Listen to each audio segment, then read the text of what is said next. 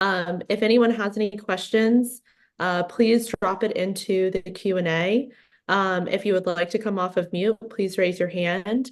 We're gonna, after Chris's presentation, we'll go through any commissioner questions and then we'll go into the community questions. But thank you again, Chris, for joining us, and the reins are yours. Take it away. Excellent. All right. And I'm off mute, which is even better. All right. Anyway, thank you guys for having me at ANC 1B. I really enjoy coming to these ANC meetings. My name is Christopher Dyer. I'm the Community Engagement Manager with the DC Department of Parks and Recreation.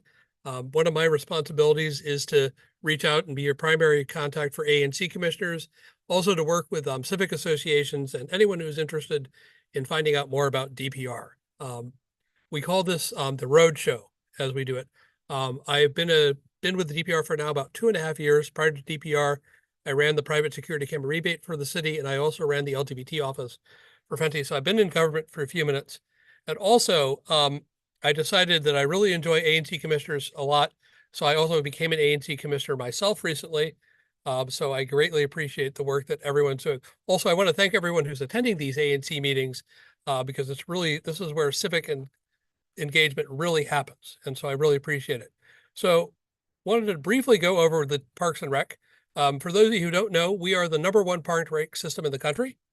We host programming and events year-round in 244 sites across 900 acres of green space in all 8 wards. We have annually over 100 different projects in our construction pipeline to help support the park system. Some of the DPR sites in ANC 1B, we have the Euclid Street Garden, Harrison Rec Center, which is now one of our center hubs for our cultural arts programming, which is very exciting. Rita Bright is also there, and we have the Westminster Playground.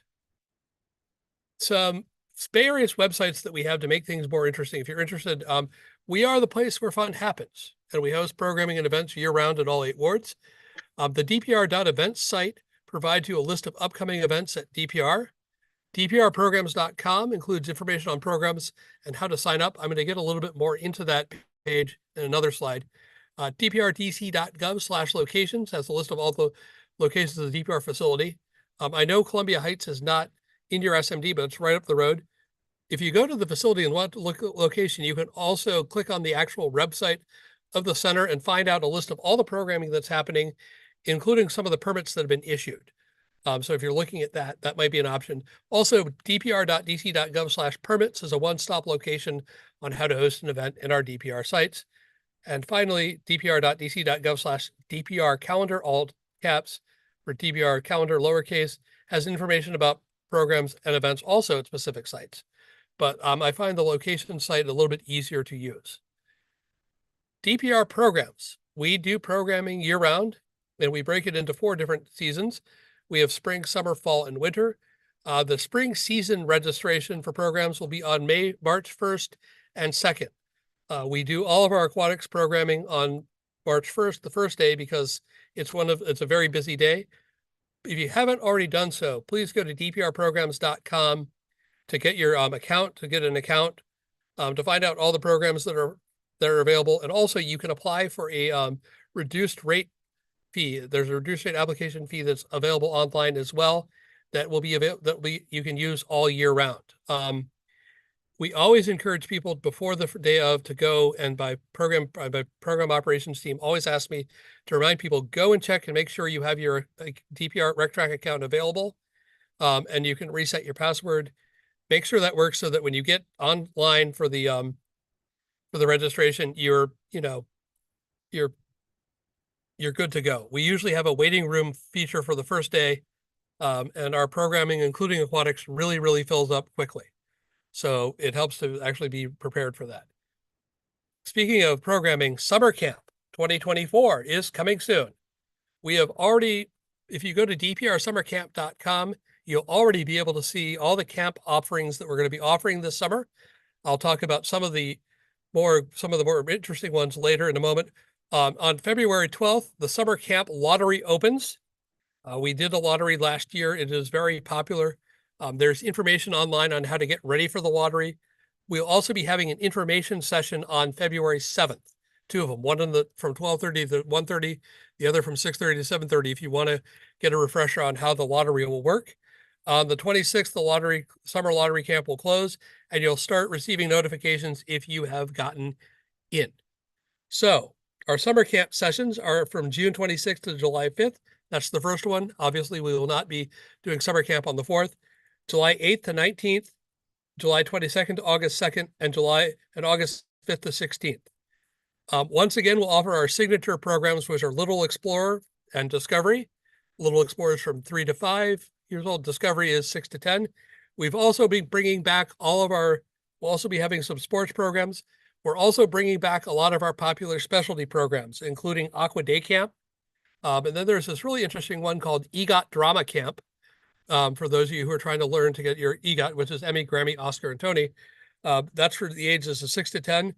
We're also being offered STEAM sessions for each age group, 3 to 5, 6 to 10. And there'll also be a kitchen culinary class and therapeutic rec programming for those of you with disabilities. So there's a lot of fun stuff that we're happening. It's being offered. Please go to dprsummercamp.com if you're interested for updates and for information. It's all there. And get ready for the lottery camp to go on the 12th. For those of you who are in the lottery, you do not have to all rush online on February 12th. You have a couple of weeks to sign up and to get involved in the lottery.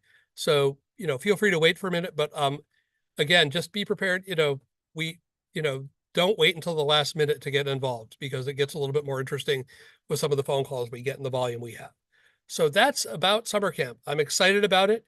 We're very excited to have it, and we're super glad we're going to launch the day after the Super Bowl. So after you watch all the commercials and the game and the Taylor Swift concert, you can go and I'm kidding about the Taylor Swift concert. You can go and do the lottery the next day. Ready to play. The Ready to Play plan is our master plan, our new comprehensive plan that'll sort of dictate how we do our operations for the next 20 years. Feel free to go to readytoplaydc.com to see the plan. And you'll also be able to find out how we decide what might be in the pipeline in terms of development and capital projects in your area. It's been the work has been done. It's been a couple of years, so we really thank everyone who has helped us participate. And we're really super glad and excited that we've released this plan. Oh yeah, permits. Again, if you go to dpr.dc.gov/permits, to apply. We encourage you to you have to apply for a permit at least 2 weeks in advance. It's if you're doing a special event on our site, there's actually a special event form to fill out. And our permits team is always ready to help. Finally, I'm very excited to report that, you can now, if you have a maintenance request, if you're in one of the rec centers and you see something broken, just flag it for one of our staff, and they'll put it in the work order. But if you happen to be in one of our parks and you see something a little bit off, or one of our spray pads is not working, you can now put in a request with the 311 ticket, and the Department of General Services will go out. For those of you who are not aware, the Department of General Services is actually responsible for the maintenance of all of our facilities. And so we partner with them to make sure these things are done. With that is the presentation. If you have any additional questions on DPR activities or need assistance with a specific issue, please contact me at 202-702-9453 or christopher.dyer@dc.gov. Again, commissioners, thank you for the work you're doing. I look forward to answering all the questions you have, as well as the questions from the community. And I'm going to stop sharing the screen so that you can see my lovely background, and look forward to answering questions. Thanks for having me at this meeting. Thank you so much, Chris, for presenting. Commissioners, if you have any questions, please raise your hands. And then just as a note, community members, if you have any questions for Chris, please drop it into the Q&A, or you can raise your hand and then we can take you off of mute. Commissioner Fields. Yes. I just wanted to say thank you for coming tonight, Chris. We really appreciate it. And I know that we love DPR summer camps, but also I know that they imply youth can be employed there as summer camp counselors and stuff like that. I was wondering if you knew when the application for that will open for this summer, so people can be on the lookout, or where they should look when it opens. Yeah, I it's interesting. I know that we are beginning to have our employment fairs. And so keep a lookout. And we've been talking to our HR division. Once we get the complete information, we will send you an information on how to apply for a job with DPR. But I think it's like dprsummerhire.com, but don't trust me on that. In fact, I could probably try to look it up since I'm not sharing my screen anymore. Yes, go ahead. Do you have any other questions? Commissioner Lactus. Hi, thank you so much for coming tonight and for your presentation. This is more of just a flag because I'm going to send you an email about this afterwards. I know that repairs are in DGS's department, but the water fountain at Harrison Recreation Center has been out of commission for I think the last time you were here last year, I brought this up, and I know, and it's DGS's fault, but more just any sort of intergovernmental assistance you could give in moving them along and fixing the water fountain finally would really help. Yeah, ding me with an email. And I apologize. Listen, it's been out of commission since I've started here. So I don't know what's going on with that. I will gently nudge them and poke them with a stick. Yeah. Also, by the way, our agency performance oversight hearing is on Thursday, February 22nd. So if you want to sign up to testify, you can go to the DC Council to do that. Some people are like, oh, why do you want? I encourage people. It's one of the more interesting ways to be engaged civically and really give us the feedback. So, you could go and say, hey, Chris did a great job last night. I'm kidding. But if you really have an issue that you want it to be addressed, these council hearings are phenomenal and great opportunities to really have your voice heard. Commissioner Trindade Duramo.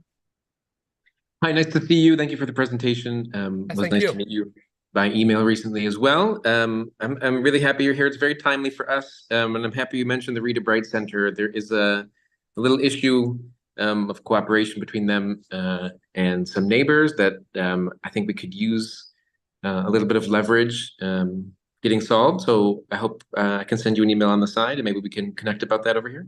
Please do. Thank you.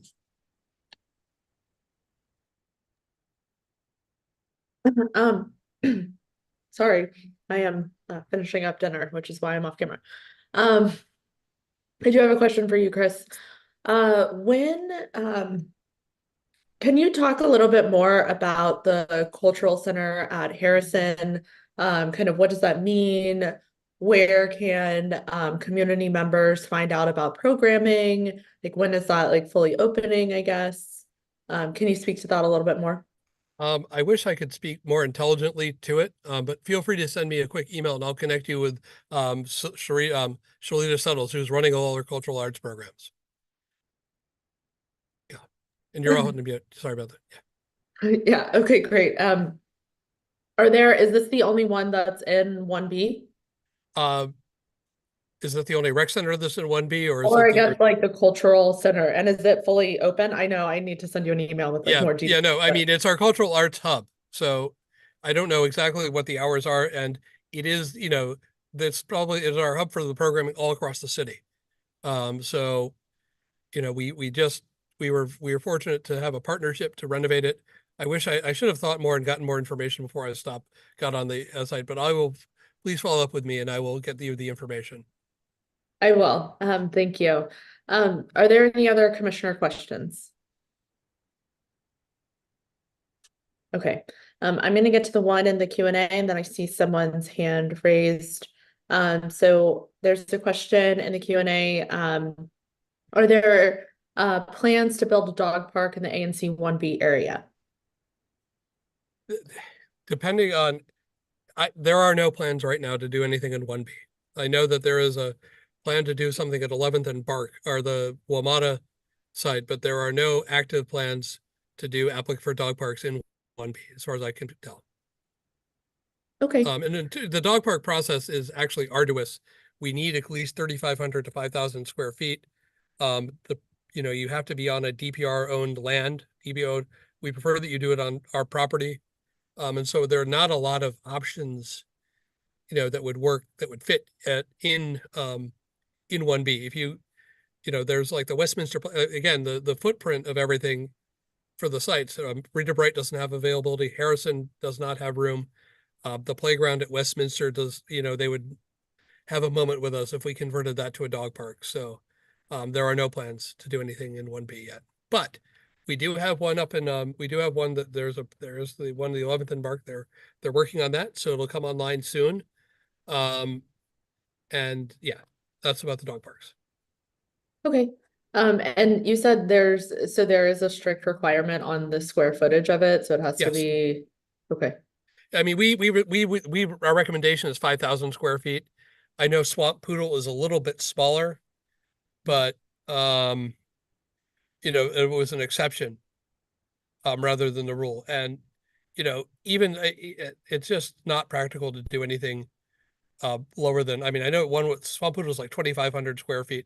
Also, the process of getting a dog park is a little bit more interesting and takes a little bit of work. So I'm happy to answer if you want to email me and get information about dog parks, feel free to email me. I'm happy to follow up with you. But as far as I know, there's nothing in planned for dog parks in 1B. Okay, thank you. Okay, I see 2 commissioner questions, and then we're going to get to the community members. Commissioner Trindade Dorano. I just wanted to chime in there about the dog park, and maybe this is repetitive and you know it already, but as a representative of Meridian Hill Park, obviously there's lots of consternation all the time about the effect of its de facto status as a dog park, and the effect on turf and all that. And the park is not designed for that, nor would NPS ever allow it to become a dog park or half of it or anything. So, of course, putting another one nearby would relieve some of that pressure, and something I and my constituents are extremely interested in, because nobody will walk from here all the way down to S Street, and that one is tiny, and there's just really no option for most people conveniently. So just a bug in your ear.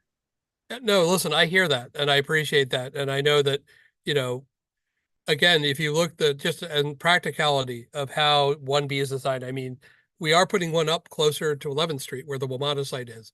And I know, unfortunately, I love Ward 1. I grew up in Mount Pleasant.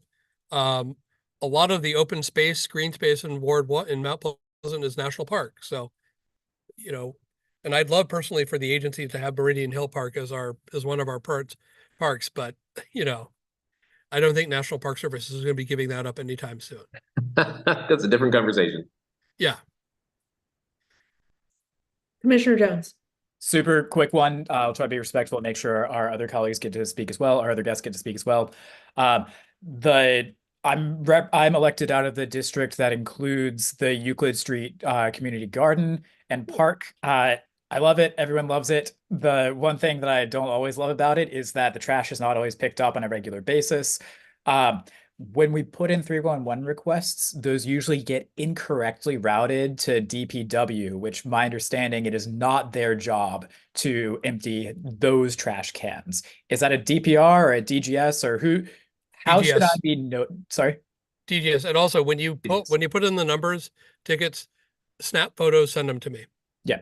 Yeah, the blue cans are DGS. And DPW is like, I don't know if it's on the inside of if it's in the inside of the park, it's probably a DGS issue. I went on a walk with the DPW folks and they pointed out anything on the outside is ours, but the blue cans are definitely DGS. So please, when you put in a ticket, feel free to ding me and I will get into it. Great. Thank you. Yep. Okay, let's go ahead and go to the other community questions. Cedric, can you take the first person off of mute? Bob's up. Great. Oh, I think I'm off mute. You Oh, are. hi. First of all, thank you all for inviting our wonderful DPR community engagement person, as usual, the commissioners in 1B Rock. And thank you so much, Christopher, for coming here and being with us. I think we can all agree that the Department of Parks and Recreation is just a wonderful resource for the entire city, and no wonder you're #1 in the nation. So my question has to do with, I get to be with this cool group of people that it's the Public Safety and Engagement Committee for 1B. And I know you said that you can post, you said that there's events posted on the DPR site. So we do a partnership with one of the DPR facilities here in our area, which there's now 3 of them, 1, 2, 3, 4 of them now. Will we be able to post our event on the DPR events website to get Well, more people about it? Now, if it's an event that we're producing in the center, talk to the site staff first. The events we post are usually the ones that we're promoting or our partners are promoting, but you'd have to go through our comms division, have a flyer designed. So reach out to the sites that you're working at, that you're partnering at, and if they're hosting, they might be able to put something together and post on our website. Okay, thank you.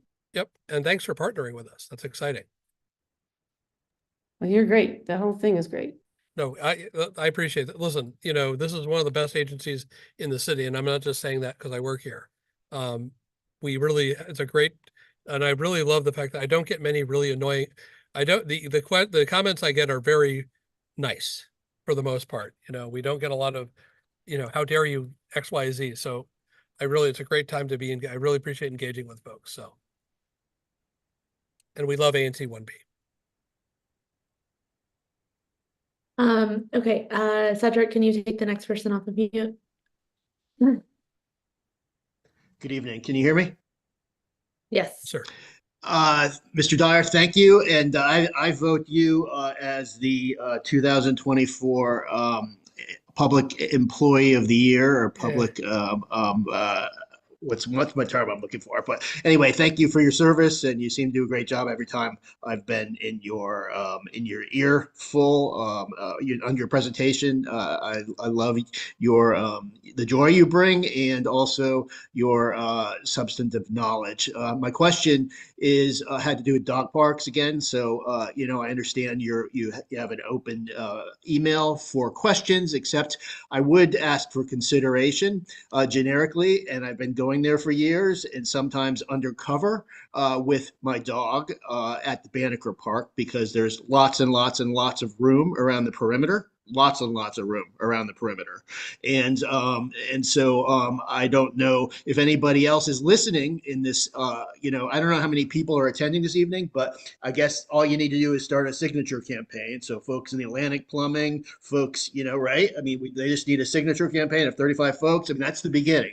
Am I correct? There's a lot more to that. There's a lot more. You have to, and I'm trying to digitize the process online. One of the ideas is, yes, we do need signatures from the community. We need support of the ANC, but we also have to evaluate the site. The Department of Energy and Environment has to evaluate the site if it's approvable. I know Banneker is very large, but Banneker is also one of our busiest sites. We have several baseball fields on the site. The Banneker pool is our busiest pool in the city and the most popular. So, and our tennis courts are jammed. So I don't know if it's feasible, but if there's a group that's interested in starting a dog park group, have them email me and I will be happy to sort of send you the information and get you started on that. Thank you. And listen, I am aware that and I appreciate the compliment. Thank you, by the way. I am aware, I live in Logan. So I've seen, Atlantic Plumbing. I've seen, I used to go to the 930 Club for fun. So I've seen how 1B has sort of grown up, and I appreciate the challenges and that there are not a lot of spaces for dogs to roam. I completely get that. So,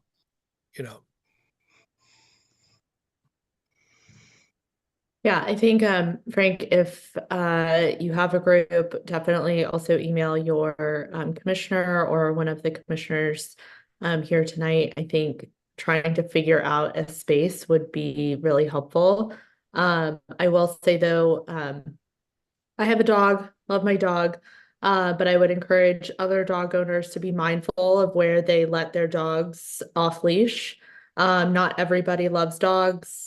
There are people who don't like dogs, who are scared of dogs, other circumstances. So please keep your dogs on leash and just be mindful because technically you are not allowed to have your dogs off leash or in parks that are not designated for dogs to be running around, like baseball fields and such. Yeah, Commissioner, thank you for reminding me. In fact, legally, the only place you're allowed to have your dog off leash in the DC is in a DPR designated dog park. And, in addition to pickleball, one of the greatest complaints I get is dogs running free. So again, I appreciate that we all live in a big city. Please keep your dog on leash. And, again, we'll keep looking and trying to figure out where to put some more dog parks. Absolutely. Are there any other questions for Chris? I see that your information is in the chat. Is there anything else you would like to share with us? Any more compliments for 1B? You guys are fun. This is one of the bigger meetings I've attended. I love the chair. I mean, Oh, thank you. and all the emails you sent me are rational and reasonable. You don't ask crazy, and I know you're like, you don't ask crazy things like, why can't we, paint something purple? Not that I wouldn't object to that. No, but in all seriousness, I think the cultural center is painted purple. I think so too. Yeah. No, but you're all fantastic. So I appreciate that. Listen, I'm also a commissioner, so I I empathize, and the pay is really good for us. Yeah. The 0.0 we all get. I haven't gotten my first check yet. I know we're wrapping up, but I did want to echo Chris. You've been so helpful for stuff in my SMD. I'm going to shoot you a note offline about the upgrades to the dog park in Detroit. And then also for I think just the rest of the commissioners, there was a kind of underused parcel at the intersection of 1B and 2 other commissions, and we've been working with Chris and other district reps to kind of propose a coordinated plan to bring some maintenance resources to that space so that it can be used more from the community. And it's been so far a really great partnership. Hope something gets in the budget, but I would just say we appreciate that, and it matters a lot. Always good to see you, and I appreciate the work you guys have been doing too. It's people show up. It matters. We had the folks who would do the pickleball. I always cite them. They had 45 people show up at our oversight hearing. It's like, oh, okay, yes, we are aware. So not that I want you all to sort of show up and say, but stuff like, okay, so listen, I'm glad that you, Commissioner, took the lead on that. It's a underused parcel. So we certainly are hoping that we can sort of spruce that up. It has possibilities. So. Well, thank you so much again, Chris, for joining us this evening. You are always welcome back. If you want to come back in April when we have, or March or April when we have a hybrid meeting, you can join us. Okay, I'll certainly add you to the circuit. But again, folks, don't forget summer camp next week or 2 weeks from now, and feel free to email me. And as we say, may the odds ever be in your favor. Right. Thank you. Thanks. Have a great day, guys. Thank you for the work you're doing. Have a good night. Thank you. Okay. Well, good evening, everyone. Good evening to those who are just joining us. This is our February commission meeting. We just wrapped up our info session with Chris Dyer from DPR. His information is in the chat. But I call this meeting to order at 7:02 p.m. Mr. Secretary, would you please call the roll?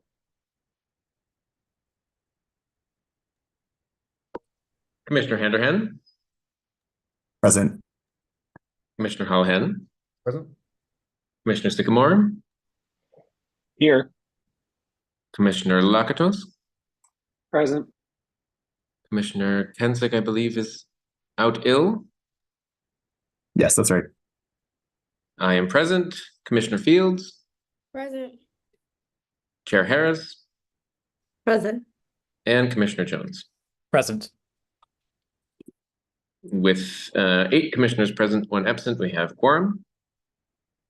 Thank you. Commissioners, you have a very beautiful agenda before you. Do we have a motion to approve the agenda? Commissioner Jones. Madam Chair, I move that ANC 1B approve the draft agenda for the February 1st meeting. Do we have a second? Second. Discussion? All those in favor? Opposed? Abstentions? Motion passes. Thank you.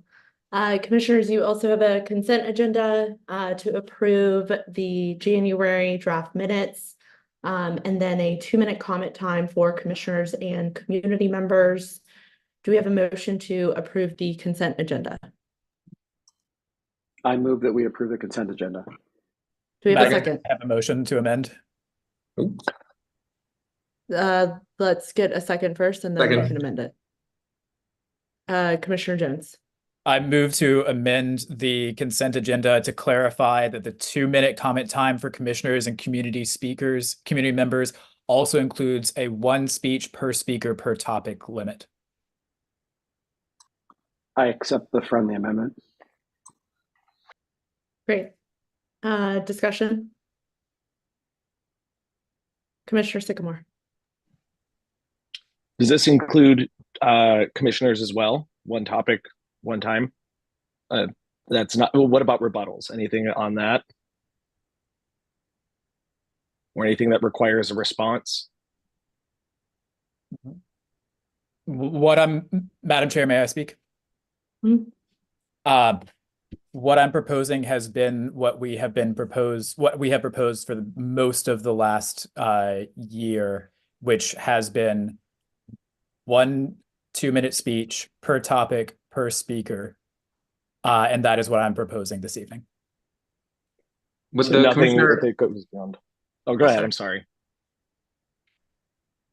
would the commissioner accept maybe a small amendment to add that at the discretion of the chair, maybe a speaker could be given a 20-second rebuttal to a direct question or comment, because I anticipate there's going to be back and forth when we get to new business, especially of particular people who have substantive factual answers to provide. Sure. But I retract my prior motion, or I guess I would ask Commissioner Lakatosh to retract his prior motion and replace it with a motion to, one moment, I want to make sure I get my speech correct. Approve the minutes and set a 2-minute comment time for commissioners and community members, limit of 1 speech per speaker per topic, with up to 20 seconds per for responses at the chair's discretion. I would withdraw my motion. Were you making a motion when you said that, or were you suggesting that I make that as a motion? I have lost track of who has made the original motion. I apologize. I will withdraw my motion. If you would like to make that as a motion, I think it would be best. Madam Chair, I have a motion. Sure. I move that ANC 1B adopt the minutes and set a 2-minute comment time for commissioners and community speakers with a limit of 1 speech per speaker per topic, with allowing up to 20 seconds for responses in addition to that at the discretion of the chair. Do we have a second? Second. Discussion? Commissioner Sycamore. Will the chair at the discretion of the chair, yes, but will the chair have shall we say even hand on this? Will it be doled out fairly is the question. I mean, I think that's subjective, but sure, if there is a point, I think I've been very generous with the times before. So Okay. Sure. Just clarifying question. Thank you. Okay, yeah, you're Yeah. welcome. All those in favor? Opposed? Abstentions? Motion passes. Thank you. Before I get to executive officers reports, I apologize. I should have introduced our new neighborhood engagement intern, Asha Taylor. Thank you so much for joining us this evening. We're really happy to have you on board, ANC 1B. Maybe when we get to the commissioner announcement section, you can give a brief introduction to yourself. I don't want to put you on the spot now, so you have a little bit of time until we get to that point. Okay, officer reports, financial reports, Commissioner Lakatos. Yes, so one moment, let me share my screen. Excuse me. Before you tonight, we have the fiscal year 2024 Q1 financial report. So in this quarter, which was October, November, December, we had one expenditure, which was our sponsorship, or rather grant technically, for Common Good City Farm, as well as we received $5,238.09 from the district government in our allotment. So as you can see before you, we have our ending balance of $180,000, $662.06. Does anyone have any questions about this financial report? Not seeing any, I would like to move that the full ANC adopt the Q1, the quarter one fiscal year 2024 financial report as presented. We have a second. Second. Discussion? All those in favor? Opposed? Abstentions? Motion passes. Thank you. If there is a point of discussion, if you all could please raise your hands, it's a lot easier for me, your Zoom hands, not your actual hands. It's a lot easier for me to then see the order that things come in. Because I have a lot of squares on my screen, like we all do. So, okay, committee reports. ABR, Commissioner Holohan. We met, I think last week to discuss our first cannabis license. Firehouse DC, located at 912 U Street Northwest. That's in 1B02, my commission. It's a medical cannabis retailer. It's a new license. They have an entertainment endorsement includes, that's wrong in the thing. I think it's just it says cover charge in the report, but I believe it's actually just, it's a different endorsement. I'm sorry, I didn't catch that in the minutes before. I'll find that in a second. Essentially, the committee met and we heard from representatives from the retailer. They had told us that they'd be welcome. They would be happy to entertain conversation and enter into a settlement agreement. And we would work on settlement agreements that had been done in other neighborhoods. The committee voted, and it was unanimous that we would protest in the order of security and all other applicable grounds. I do believe that we'll be able to enter into a settlement agreement very quickly on this establishment. However, I'm sure there are probably people in the audience who want to speak on this. Thank you for handling this, Commissioner Holohan. I think this is very new territory for us. I think we are kind of figuring it out a bit as we go. I do see someone added in the Q&A, and then I did pull up the placard. There's a delivery endorsement, but no other endorsements. I also think, I believe I see the, I think the attorney representing the establishment is here with us, so I don't know, Matt, if you want to speak on this. If you can raise your hand if you would like to speak, then we can promote you. I think we'll have you go, and then Frank, I see your hand up. So Cedric, can you take Mr. Matt Menorah off of mute? Thank you. Hi, thank you so much. And also, if is it possible to promote, I think Meredith Kinner's on as well. She's another attorney that really is more specializes in the the particulars of just the general law, the cannabis medical retail licensing. But as you said, this is an application for a medical cannabis retailer's license at 912 U Street. The hours of operation to the public are going to be daily from 11 a.m. to 8 p.m. And there's the ability to sell cannabis flower, concentrates, and edible products, as well as to deliver to homes in Washington, D.C. Who are registered patients. And that's really it. There's no on-premises consumption. There's no entertainment. There's nothing like that. So it's really just to be a retailer. And then it's from a current operator who's operating basically across the street right now. And then it's just going to be the new premises once the license comes through. Great, thank you for clarifying. Happy to. Meredith, you can take yourself off of mute if you want to add anything. Sure. No, I don't think there's anything to add. We sent Commissioner Holohan a draft settlement agreement that we've had approved by the board or a version thereof and some other ANCs. And Matt has also, provided his input and his experience with liquor licensing settlement agreements. And, we're more than amenable to continue that negotiation should there be any. And I'd be happy to answer any questions that there may be. Commissioner, do you have any questions? I do. I just can't find my raise hand. Sure, go ahead, Commissioner Sycamore. Thank you.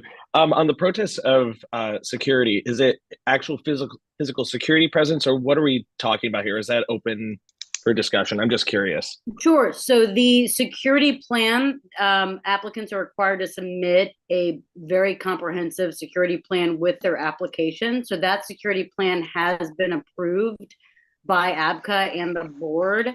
The applicant, 7 Lanes Firehouse, they're going to have unarmed security if necessary, and likely if it was necessary, it would be on Friday and Saturday nights.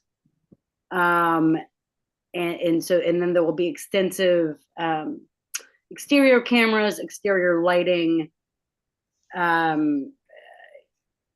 reporting requirements to MPD and ABCA about any criminal incidents that take place in the vicinity. Yes, so there is a very comprehensive security plan. May I do a follow-up question? As far as lighting is concerned, is there any specific type of lighting that they're requiring? Because I'm also just kind of curious about neighbors and light pollution and things of that nature. Is there any sort of specifics on that? Sure, there are actually regulations about the type of lighting. Basically, it has to be bright enough that your exterior cameras can capture the face of individuals in front. So I don't anticipate there would be any light pollution involved with the lighting.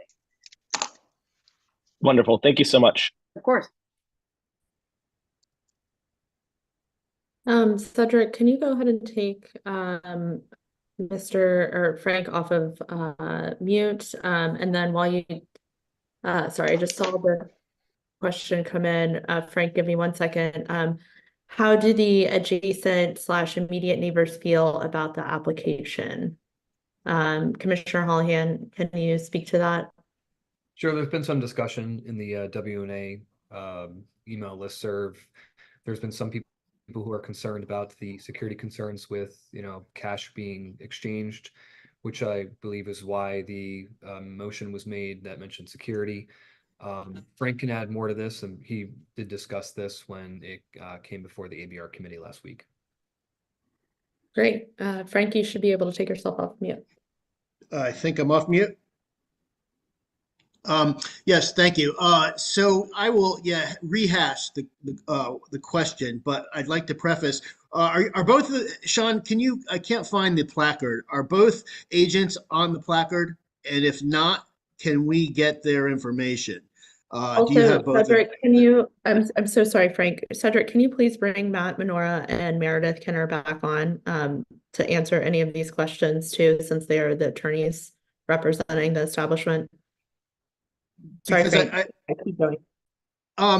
So yeah, I just wanted to make sure we were able to reach out to them in case we have problems going forward, and to know, because this is a new industry, we'd like to know who the people are, because the concern from some of my neighbors and my perspective is that this was industry driven, this whole bill, and that we don't know what the rest of the world and the rest of the country's parameters and requirements are. And so I have the question with respect to how much marijuana or cannabis is allowed to be kept on site for how long, and what are the operative procedures to have it removed, and what are the maximum allowances on site? So that was my first question for the agents, and my second is just the fact that this was a industry-driven bill, in that there's opposition downtown because there's going to be one that's too close to a school, and schools cannot protest as the code's written, because it was sort of done during COVID. These rules were adopted without, people were taken off guard, not paying attention, not, participating with the ABCA rules process. And so the question just is with regard to are we getting the best deal in this bill? It is what it is, but we should all be careful of what these new regulations mean. What there's going to be one every 400 feet. That's the allowance in the bill. I don't know if that's and so we just need to watch these things and monitor. And so I'll leave it there with a question that I had mentioned previously, which are about the numbers, how much pot or cannabis is allowed and how often is it removed to the agents. And Frank, I appreciate your comments there. I will say, please continue kind of directing those to ABR. I think they're relevant. I just want to be mindful of kind of time. But if Meredith or Matt, if you can answer Frank's question, I think that would be helpful. Sure, I'd be happy. I think the question involved the amount of cannabis that can be on premises at any given time. So ABCA does not limit the amount of cannabis that can be on premises.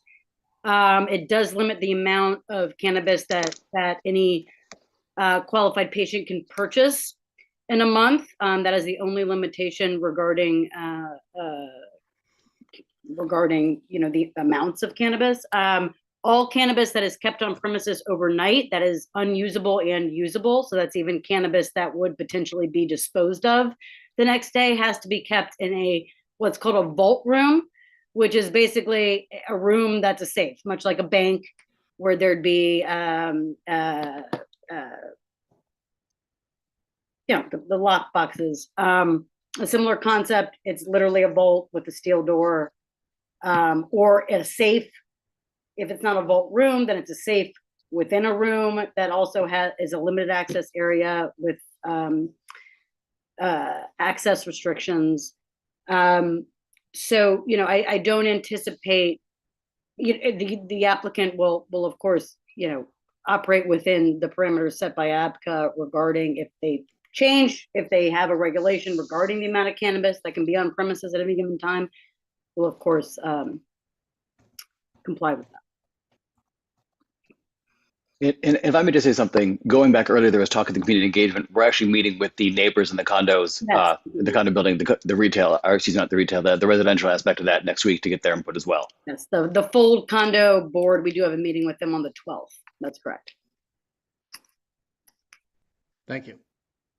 Great, thank you. Commissioners, are there any other questions?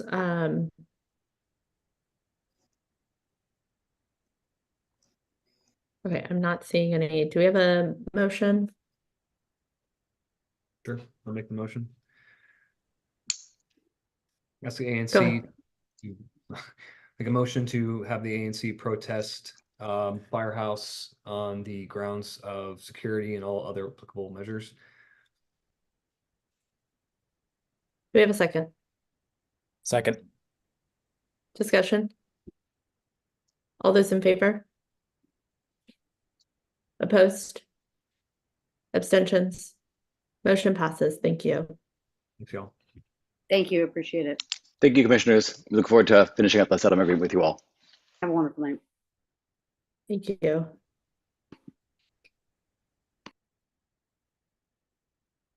Okay. Did you mention the next meeting, Commissioner Hollihan? I actually want to leave that in the hands of the next ABR commissioner. But right now, what's on the agenda that you have right now? That's it. That's the only thing we have for the ABR. I would just, so there is right now, the next regular meeting is Wednesday, February 21st at 7 p.m. That's at least what's on the agenda. That might change. Correct. But I want to leave that in the hands of the next ABR person if they need to. Okay. I'm seeing some questions in the chat related to I think Firehouse. So Commissioner Hollihan, if you can answer those, it's in the Q&A in terms of the hours. Okay, 11 a.m. Okay. If you can answer any of that, great. If not, we can figure that out. Okay, next, economic development. Commissioner Hand. Hi, everyone. I'll make this pretty quick because I know we have a lot to get through tonight. We covered two primary things at this meeting. There's nothing to vote on.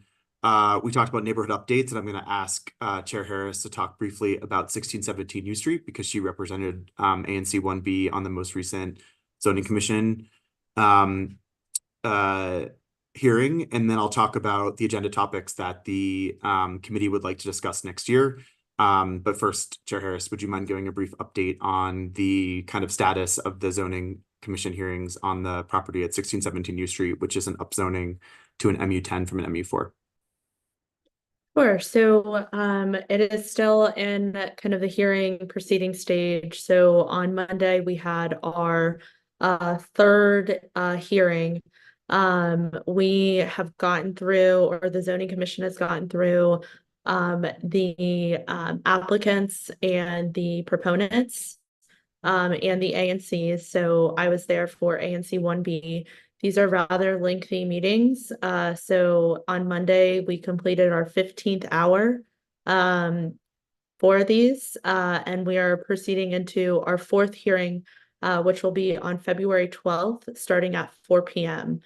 And I think at that point, I think Chairman Hood mentioned that the opposition parties would be able to speak at that point. So we're still in the midst of it all.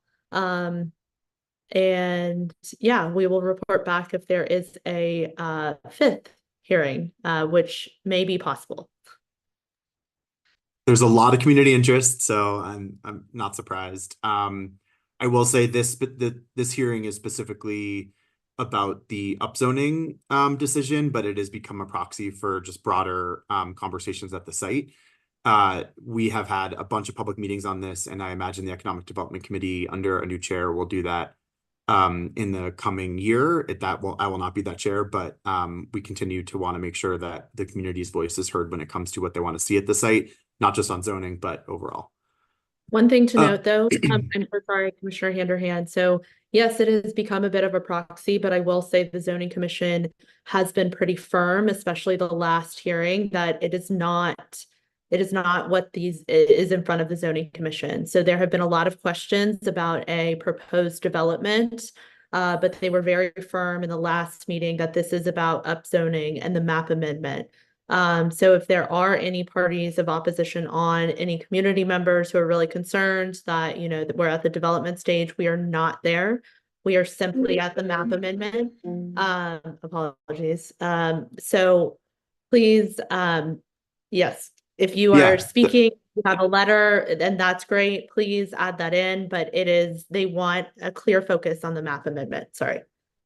No, that's super helpful as usual, per usual. I would just say the next step is going to be an RFP that's issued by DEMPED if they decide to proceed with the development, and that will be the chance to substantively talk about the development, both, you know, with DEMPED, we hope, as well as with the development teams once they're chosen, but before any final decision has been made. So that is all multi-year coming down the pike. I'm not sure, did Frank's hand pop up for economic development? No, he put it down. Okay, cool. But I do see someone else's hand. But maybe get through the updates and then we'll circle back. Okay, I'm almost done. I just want to read off the topics that the committee members decided to kind of prioritize for this year. Doesn't mean it's going to be the only things we talk about. But we have a number of public dispositions, which are really in the core responsibility of the committee. That includes 1617 U Street, the Reeve Center, which has been, you know, they picked a developer, but the construction hasn't started. Lots of decisions left to be made there. And then the Grimke site, which is you know, connected to some of the conversations we've had earlier tonight, but that's the old Grimke School redevelopment. We still stay in touch about how that multi-phase process is going. There's also going to be pretty significant development at 1815 Florida Ave, which is the DC Housing Finance Agency's headquarters. So all those are going to be, you know, on the agenda this year. We hope people can get involved. We're also going to talk about the nightlife task force getting their role in the U Street corridor. We're going to talk about the kind of broader future of the U Street corridor and the Duke plan, which is coming up on its 20th anniversary in a year or two. There's also been some kind of productive conversations around social housing, Green New Deal for housing, role of public restrooms, how vacant invited properties fit into the economic development of the corridor. So lots of good stuff. That's my advertisement to please come to our meetings. The next meeting will be February 15th at 6:30 p.m. And then after that, we'll adjust if the new committee composition decides to change that. It's been such a pleasure serving as a chair of this committee. Committee members are amazing. I'm really going to miss Thursday nights with you all. And I think we got a lot of work done last year, and I'm very appreciative for that. Thank you. And Carolyn, if you did have a question for me, ask away. And what I'm doing, yeah, Cedric, if you can go ahead and take this person off of mute. I am posting since there was a question about ANC 1B's testimony, and then even questions during the cross-examination, I'm posting the hearing into the Q&A. And then Cedric, if you can go ahead and post the hearing into the chat. This is all in record. And I get it, it was a very long hearing, so if there was some confusion, I understand. If you have any questions about it, you can email me or any of the other commissioners. But I would encourage you to watch the recording because it's all there. And ANC 1B was the first to go. So sorry, go ahead, Carolyn. I apologize.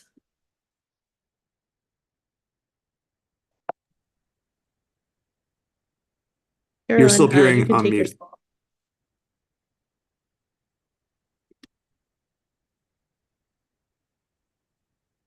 I'll drop my email in the chat if Carolyn is able to ask me offline so we can move on. Thanks, everyone. Great. Apologies, Cedric. I see that Latoya Davenport is in the Q&A. If you can post her message into the chat for everyone to have, that would be great. Sorry. Moving on. Public safety and community engagement, Commissioner Fields. Yes. Let me get this pulled up. The one thing that we didn't have on the agenda, or we weren't able to share, was a resolution that was drafted by Commissioner Jones that we just want to send to OANC to ask them to give some stricter guidelines or clearer language so that we're able to adhere to them more clearly or in a more descriptive manner. So I'll just, Commissioner Jones, do you want to read this or present this and just share a little bit more about, how this can help? Sure, I'd be happy to do so. So as you might recall, let me take a step back. For those of us who are joining us for the first time or one of your first times this evening, the ANC 1B, like all other ANCs, has the ability to make grants to support the community. We have a budget set aside to do so. And in fact, the budget that ANC 1B passed at for fiscal year 2024, which we're in our 5th month of now, includes a large line item for grants. However, in practice, it is difficult for us to issue these grants because the guidance is frequently strict and has become interpreted in ways that make it more difficult for ANC 1B and other commissions to put out grants. There is a plethora of resources, and but some of the issues are that these change over time because new laws are passed about what ANCs can and can't give grants for. In the recent past, one particular issue that a nearby commission, I believe 3C, I could be mistaken on the number, it ran into was they wanted to, for example, give funds for a neighborhood public education, a neighborhood history project.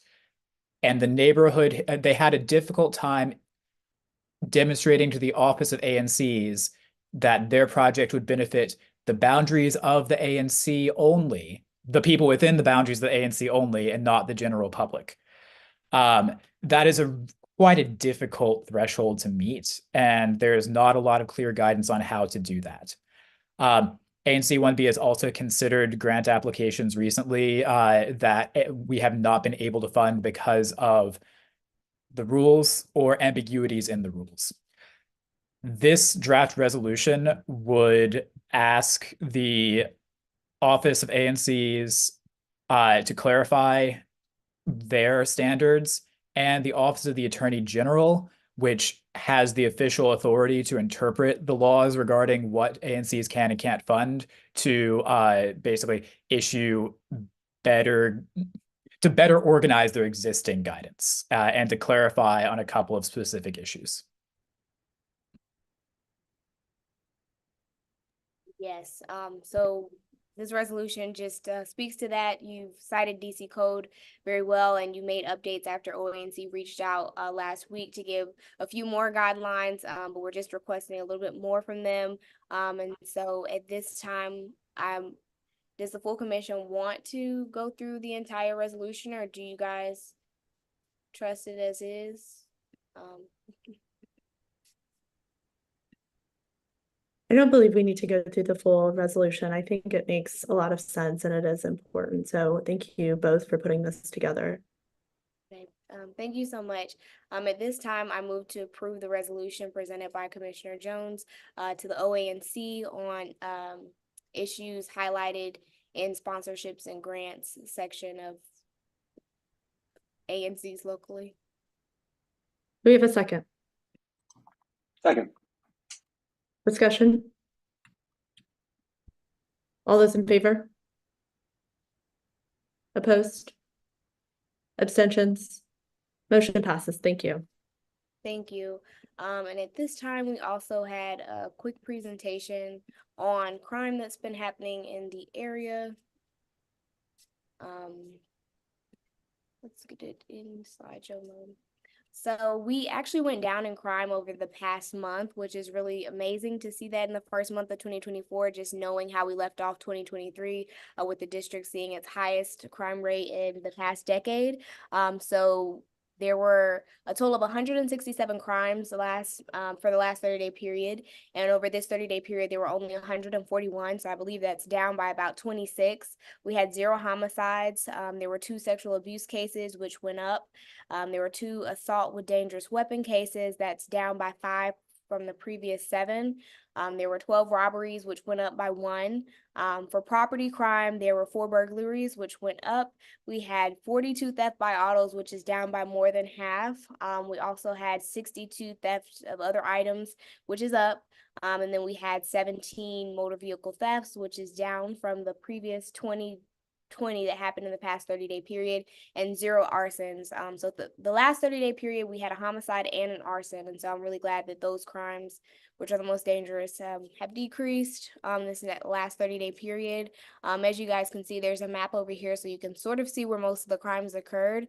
And there was a lot of theft off, I believe it's like 14th Street, or I've got to zoom in, but there were less crimes, which was a good thing.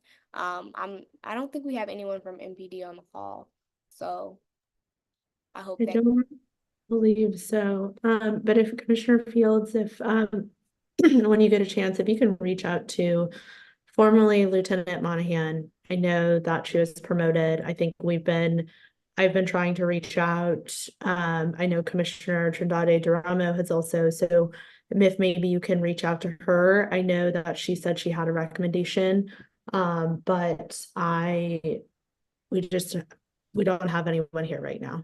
Yes. Okay, I will reach out to her. The next tentative meeting at this time is scheduled for February 13th at 7 p.m. But again, that's in the hands of the next committee chairperson. So thank you guys so much. Thank you. Commissioner Sycamore. So here's just one quick small comment. I do see that crime has gone down. I've been really watching this number for a while. I just do want to caution that we probably shouldn't get our hopes up too terribly much at this point. It was some of the coldest months that we've had in a while. So just something to look out for. I don't want us to think that it's possibly going down. When it starts to get warmer, it might possibly go up again. So just something to to keep in the back of your mind. Yes, that's definitely true, but we're hoping that, it will. And, when we have a positive, it's always good to recognize that. So I'm really excited, and hopefully as MPD comes on the call, we can talk more with them. I did see there was a question from Courtney in the chat just asking what's the plan with so many serious crimes. I know for me, one thing I'm trying to do is attend as many local and civic organizations safety meetings as possible. So I know that we had an issue in LaJoy Park with an after hours club that had caused the homicide that happened the past 30-day period. It was great to find out that the resident who was at that apartment has since been evicted. So we're working to deal with that. In addition to that, we have some block parties, public safety trainings coming up, hopefully in the next couple of months. So just trying to make everyone as aware and informed as possible. That's sort of the best that we can do in this position. Great, thank you. Okay, transportation, Commissioner Lakatos. Thank you. The Transportation Committee discussed and unanimously passed 2 resolutions this month. I'm going to share my screen to show the first one. So this resolution is providing the ANC's comment in support of the U Street Bus Priority Project. For those of you who are not familiar, but although DDOT's been doing a lot of outreach on this, DDOT is planning a bus priority project from 18th Street Northwest to the end of U Street all the way to 9th Street Northwest. This would be what's called an offset lane. So the bus lane goes in the travel lane. It doesn't go in the curbside lane. So this isn't removing parking. Basically, what this would do is add bus priority infrastructure, so a bus lane, to what is one of the busiest bus corridors in the entirety of the district. It's also one of the corridors that goes in the direction where there actually isn't direct metro substitutes versus some of the north-south routes that we have. The resolution itself notes that. It notes the sort of the slow speeds of the buses. It notes the 24-hour bus service that is now funded on U Street. It notes some of the outreach that the ANC is requesting, and offers its support, as well as asking for specific implementations. For example, specific curbside loading zones, cargo loading for businesses along the route, and some additional safety interventions, including at sort of dangerous intersections such as where New Hampshire 16th and U Street meet, and some other kind of small things throughout. There's a bunch packed in here, but I'm happy to take this off the screen and answer any questions if anyone has.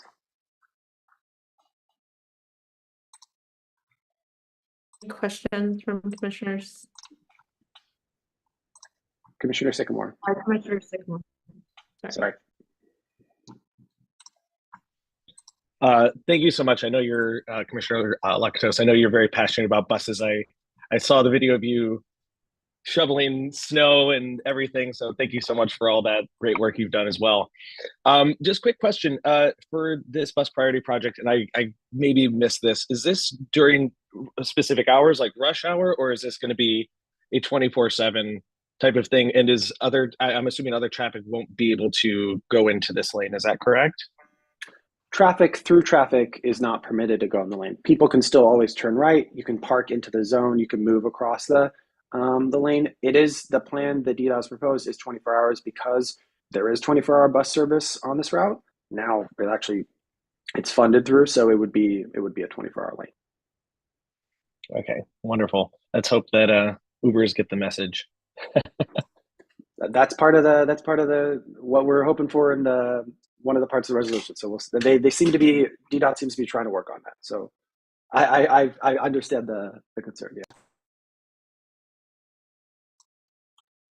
Any other questions from commissioners? Not seeing any. I'd like to make a motion. I'm sorry, I did see Frank's hand pop up. Oh. Cedric, can you go ahead and take Frank off of mute? Thank you. I have a question regarding the Transportation Committee. Can I ask after this business? Can you go ahead and ask your question now? Yes, I understand, Commissioner Lakatos, that your committee has been reviewing or will review the parking it's a parking program to fund a place management entity. Am I correct? And do you have any updates on your committee's work there? Is there somebody coming from DDOT to talk about this program in the pending upcoming meetings? Thank you for that question, Frank. Very good question. And yes, we are trying to get a presentation from DDOT, hopefully at our March meeting about the performance parking zone. I will keep you posted. I already had also someone else reach out and ask about it. But the curbside management person who's managing it, because their manager, the person who was originally in charge, left the government, so there was a little bit of a delay. Thank you.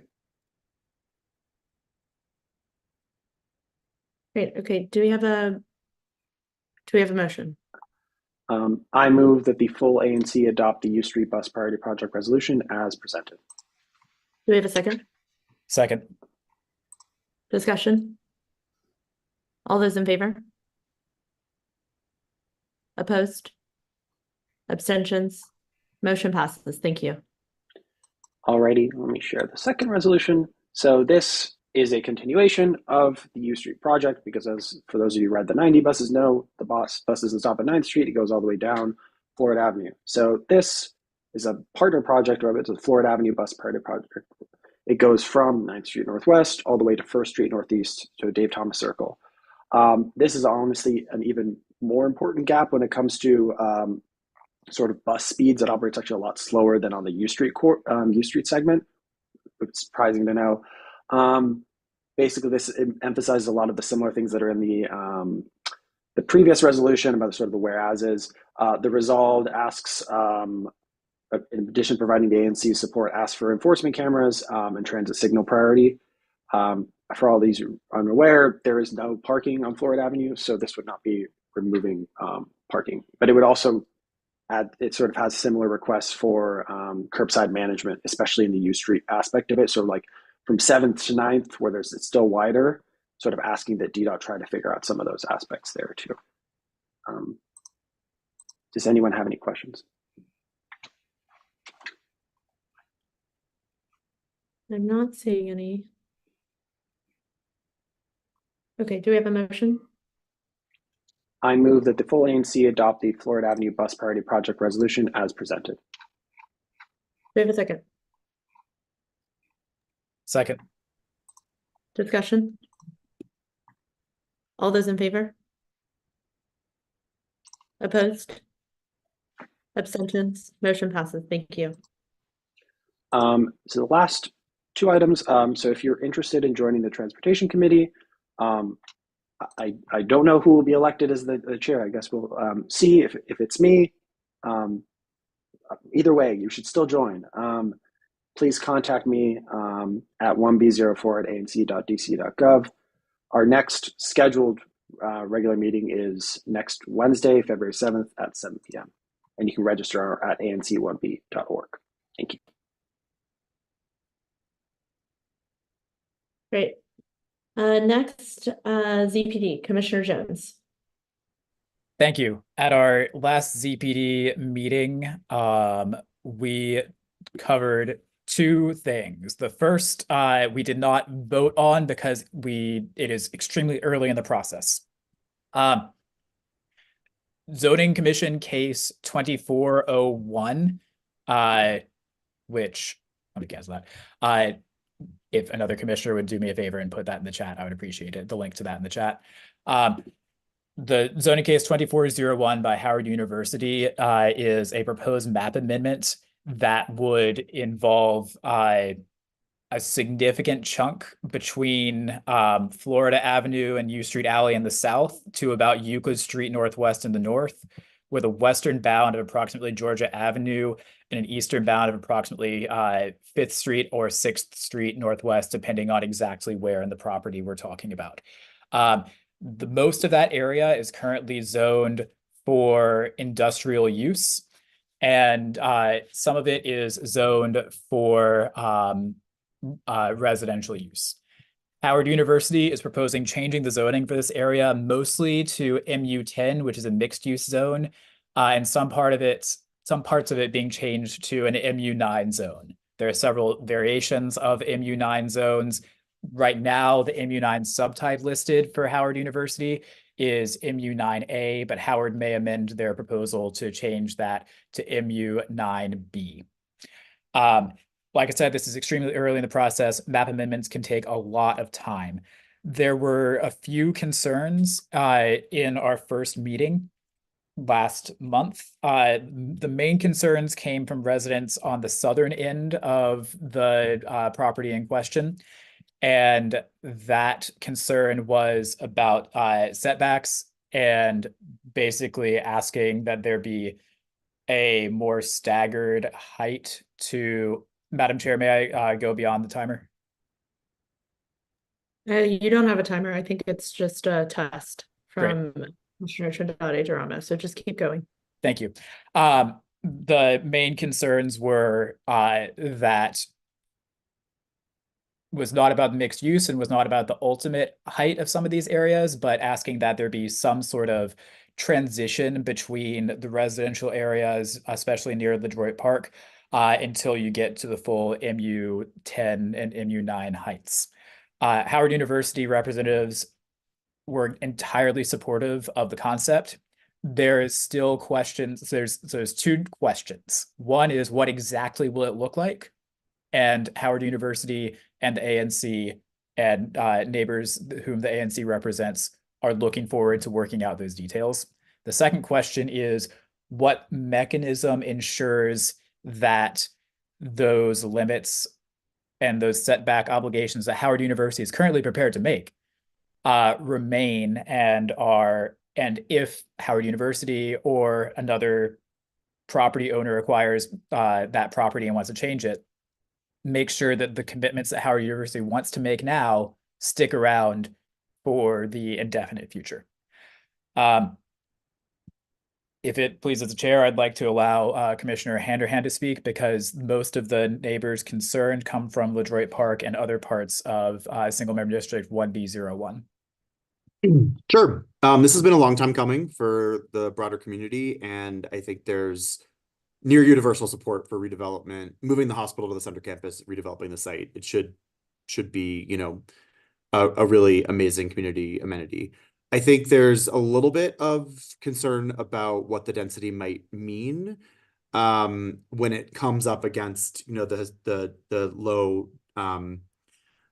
residential community of LaDroit. But you know, I personally have heard nothing that makes me think we couldn't work something out in an agreement with Howard for step backs and set downs, similar actually to what's been discussed at 1617, which both gives Howard the flexibility to pursue a very high density project there as they should, and gives the community the ability to have something that fits on the borders, not just of LaDroit, but really just recognizing scale, recognizing historic, and recognizing use. There's actually a group of neighbors meeting tonight. We're going to work on this really quickly because we do not want to delay the project. That is not, I've heard people say very clearly, we want you to do this. We want you to do it the right way. We want to help you do it the right way, not that we want to slow it down. So I think it's really exciting. There's still some details to work out, and I would just appreciate when this comes back to the commission that folks can always ask me, you know, what I'm hearing from my immediate neighbors. I'm right. Like, I'm a 200-foot neighbor of this property, so I have a vested interest in it going well, and I'm really excited about it. Yeah, great. And I would just add that there were between half a dozen and a dozen neighbors from the LaDroit Park area who were in attendance, and they generally, I don't think a single one of them had a different sentiment from what Commissioner Handerhan just said. There were no votes on that. That'll be a long process. With the chair's permission, I'll move to the next item. Yes, go ahead. Let's just keep moving. You don't need my permission to keep moving.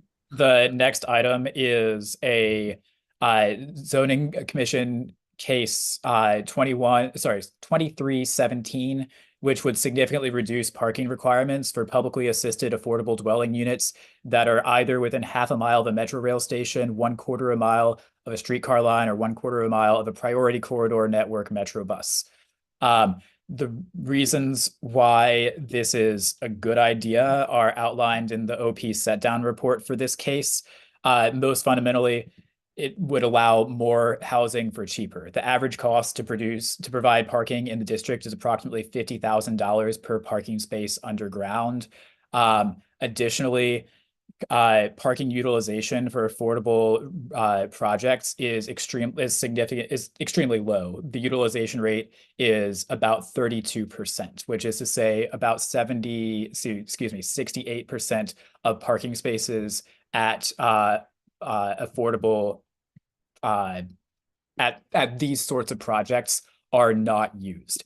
This makes sense. Car ownership among DC households is highly correlated with income. DC households with under $25,000 a year of income, 65% of those do not own cars. This is an opportunity for DC to relax requirements for parking that are not needed.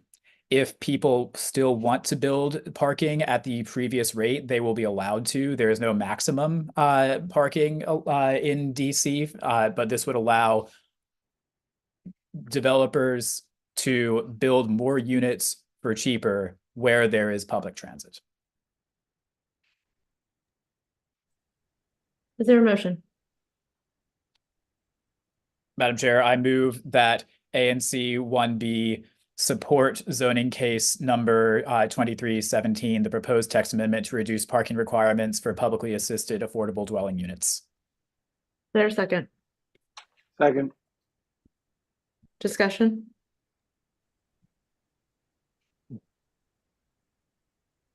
Commissioner Sycamore. So just a really quick question. There's a lot going on this. So it's relaxing the parking requirements for people who live in affordable housing units. Is that what I'm getting from this? So yes, but it's a little, let me allow a little more detail to make sure that that all of us understand it. This would be for new projects. It would presumably the projects are already built. They're not just going to like cave in their underground parking. So this would be for any new excuse me, let me get the term exactly correct. Publicly assisted affordable dwelling units, they would go from requiring 1 parking space per 3 dwelling units above 4 dwelling units. So starting with number 4, anyone above that, 1 parking space per 3 units. This would change it to 1 parking space per 3 affordable dwelling units in excess of 40 affordable dwelling units. And again, this would only apply in cases where the affordability of the multiple dwelling development exceeds the requirements of the IZ program, the inclusionary zoning program, and it needs to be located within either half a mile of a metro station, a quarter mile of a streetcar lane, or a quarter mile of a priority corridor bus route. Is there anything there having to do with like any sort of age or disability, anything of that nature? There is. Give me just a moment. But one moment. Yes. So for publicly assisted housing reserved for the elderly and or handicap, this would, I believe, retain the current rate, which is 1 per 6 dwelling units. Okay. Thank you. Are there any other discussion points? All those in favor? Opposed? Abstentions? Motion passes. Thank you. Thank you. Unless the new chair changes the meeting time, the next meeting of ZPD will be Tuesday, February 20th at 6:30 p.m. via Zoom. Commissioner Jones, if you can also answer the question in the chat, I believe that there's something in there that I think is Sure. relevant I to don't you. believe there's a question, but I'll read the statement aloud. This is from Courtney Stockland. Yeah, I don't know if you need to read it out loud. Okay, I think I'll mark it. I would like us to move on. Yes, ma'am. We just have a lot to cover. I apologize. It's not that we're avoiding it. We can read it out loud later. We just have a lot to cover in this last half of the meeting. On to administrative. So first, before we go into the election of chairs, I do want to reintroduce, we introduced her very briefly at the start of the meeting, but Asha Taylor, our new neighborhood engagement intern. She is joining us. Asha, if you want to come off of mute and introduce yourself, 30 seconds.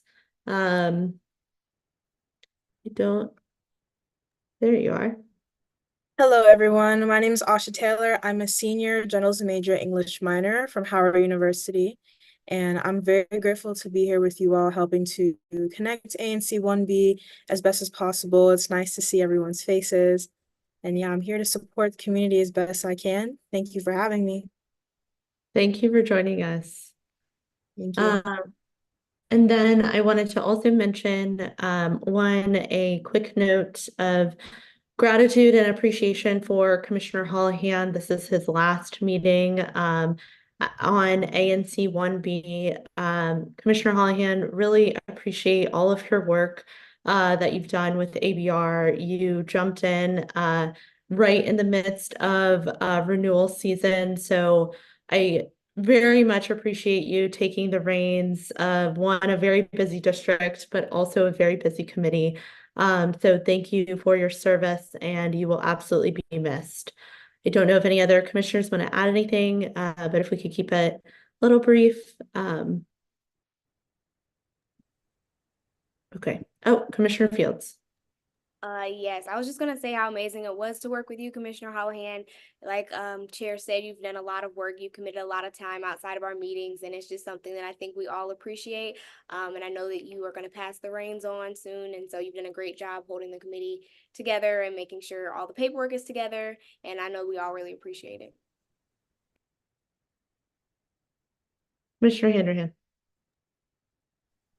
I just want to say the ANC role is really hard, and the compensation is not great. You have to learn a lot of things that take a long time to learn, and then you have to be held responsible when you don't actually have a lot of power.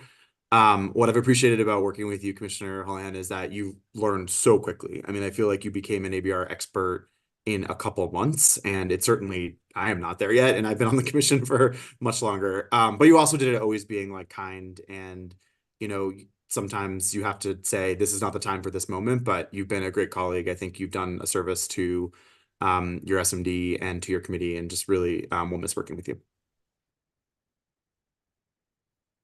Commissioner Sycamore. Yeah, Commissioner Handerhan kind of stole my thunder on that one, but yeah, while you and I have not always agreed on everything, your professionalism and your way of handling difficult issues and just diving into projects when they're midway through have been absolutely fantastic. Your expertise now, I guess we'll call it, is going to be well missed. So thank you, and I hope that you go on to bigger, better things. Well, thank you all. I appreciate that. I certainly wish that I could have done a better job as ABR chair. And it's one thing I didn't take into account when I first ran for this position. And even after delving in, I didn't think it would take up as much time as it did. But I'm proud of the work that we're able to do together. And whoever takes over the reins on this, I'm not moving out of the city, so I still want to be helpful however I can. I know that the former ABR chair Eric was helpful to me when I first took the reins, and Sable, you've been wonderful. Thank you for your help and assistance every step of the way on this. I will definitely miss y'all. I won't miss certain parts of this, but I will miss working with y'all. Thank you so much, Commissioner Holohan. Okay, and you did get a thanks from Krishna in the chat. So thank you again. Okay, moving on. Commissioner Handerhan, do you want to kick us off here? Sure. Every year, the commission is charged with selecting chairs for standing committees. We have had 5 standing committees that have been around for a long time. We've generally found them to work. They're not perfect, but we have decided as a commission to not change those this year. So we need to identify chairs. Last year, chair term is 1 year, and so all the chairs are coming up. Last year, we only had commissioner chairs. That was both a decision that we made, kind of as a team, and one we didn't give a lot of intentionality to because we were a very new commission. We had lost a number of people to moves into redistricting who had been community chairs, which had existed in the past. So we just said, all right, let's just this first year pick commissioner chairs. We wanted to do a couple things differently this year.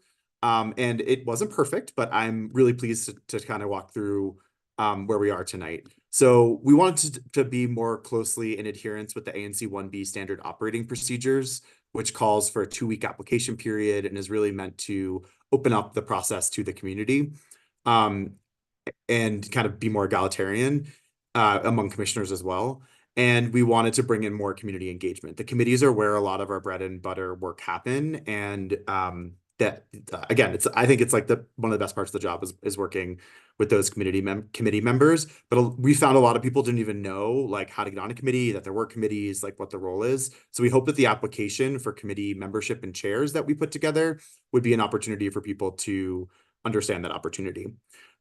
We made an application form based on another ANC's similar process.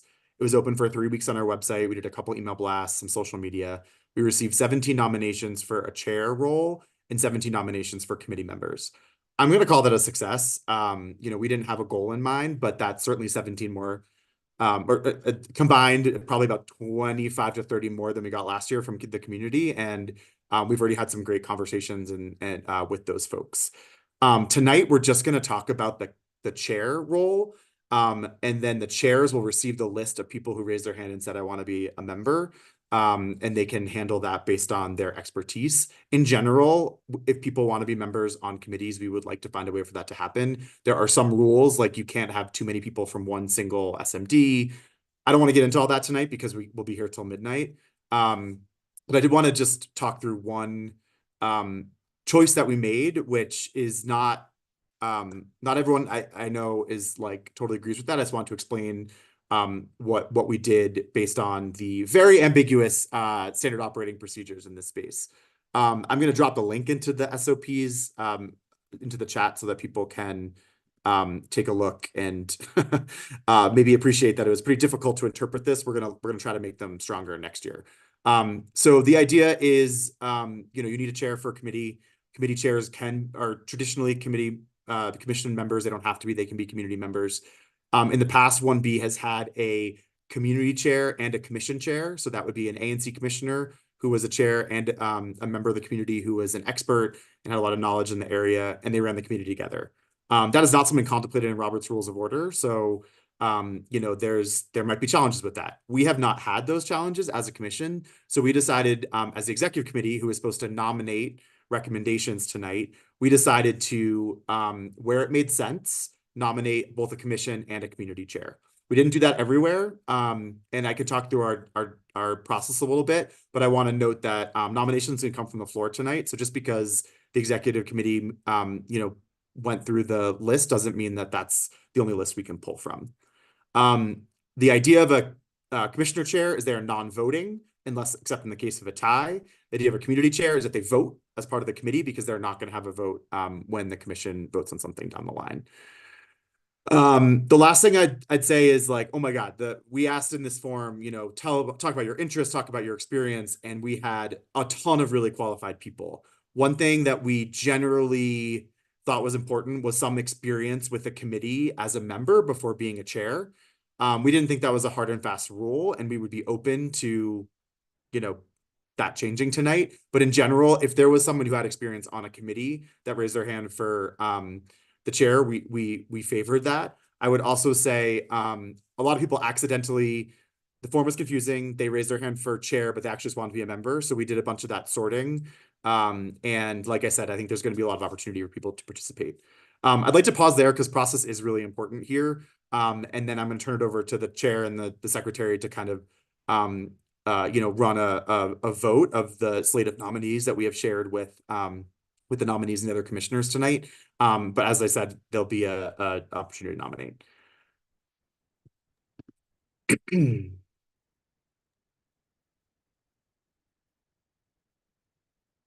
not seeing any questions.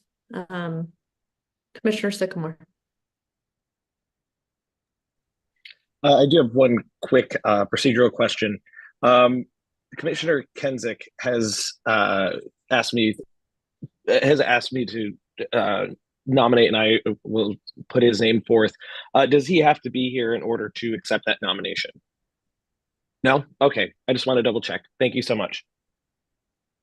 You know he wants to do it, right? That's the. Yeah, I got the Okay. text message and the email if you want it. All right, just want to make sure. No problem. Thank you.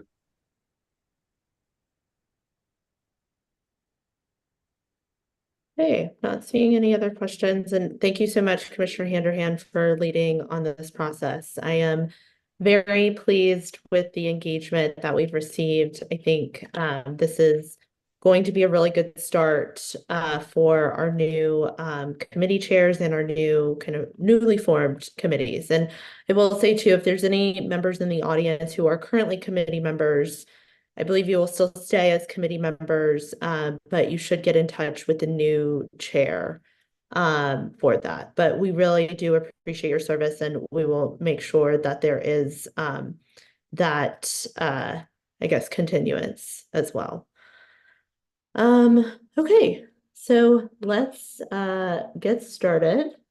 First, we're going through, we have Alcohol Beverage Regulation Committee, ABR. Are there any nominations from the executive committee for this? Yep, I'll share the executive committee nominations. It's for Commissioner Chair, Ashley Fields, and for Community Chair, Frank Chauvin. Okay, Commissioner Fields, or apologies, are there any additional nominations?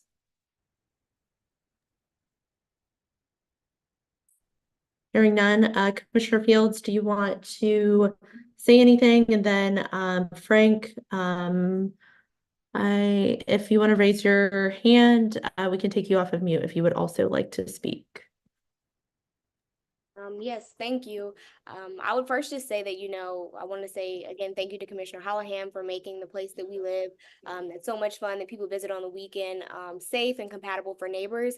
I think that's one of the reasons that I'm really passionate about chairing this committee. I know that through public safety, I've gotten to know a lot of our neighbors and also understand some of the concerns that they have with businesses in the area, but also some of the strengths of businesses in the area provide to them economically, and for them to enjoy on the weekends. And so working with ABR, I would love to help with alcohol or liquor licenses, help maintain settlement agreements, and help push forward our neighborhood and community. And so I would be really excited to work with Frank. I know that he's been on the committee for some time, and I think it would be a great pair for us to move forward together. So if I could have your vote tonight or your support, I would really appreciate it. Thank you, Commissioner Fields. Frank, do you want to say a few words? Yes, I'll say a few words. I want to say thank you, Commissioner Hallahan, for helping North Shaw get the moratorium over the finish line. Appreciate all that dedication. And so your tenure has been a complete success. Everybody appreciates that work because everybody said that it couldn't be done. So we did it, and thank you. I'd like to say that I've been on this committee for 5 years. Over the last 3 years, I've become a student of the ABRA Code, all 300 pages.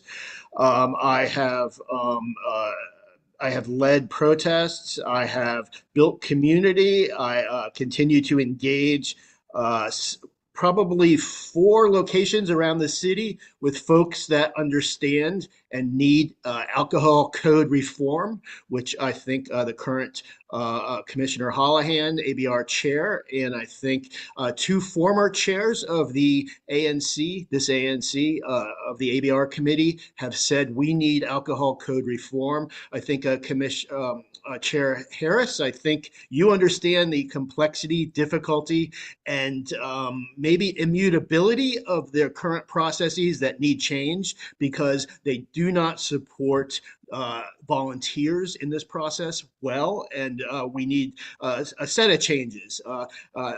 There's probably 3. I'll just say there's a piece in the code called overconcentration, and there's 2 sentences in the code. One says use it, for as an appropriateness standard to file a protest, and the second is the definition. And the appropriateness standard is if there's a set of adverse impacts by an applicant, then it can be used. However, for 25 years since the code came online, this ABCA, or ABCA used to be ABRA, ABCA has not provided any clarity on this law, and we're all at a deficit. Every single community that has a bar or an alcohol license next to them are all at a disadvantage. So I intend, wherever I stand, I will continue participating in this committee because I'm passionate about this, and I am not leaving my home, even though some bars would like to conduct their business so that I am moved from my home.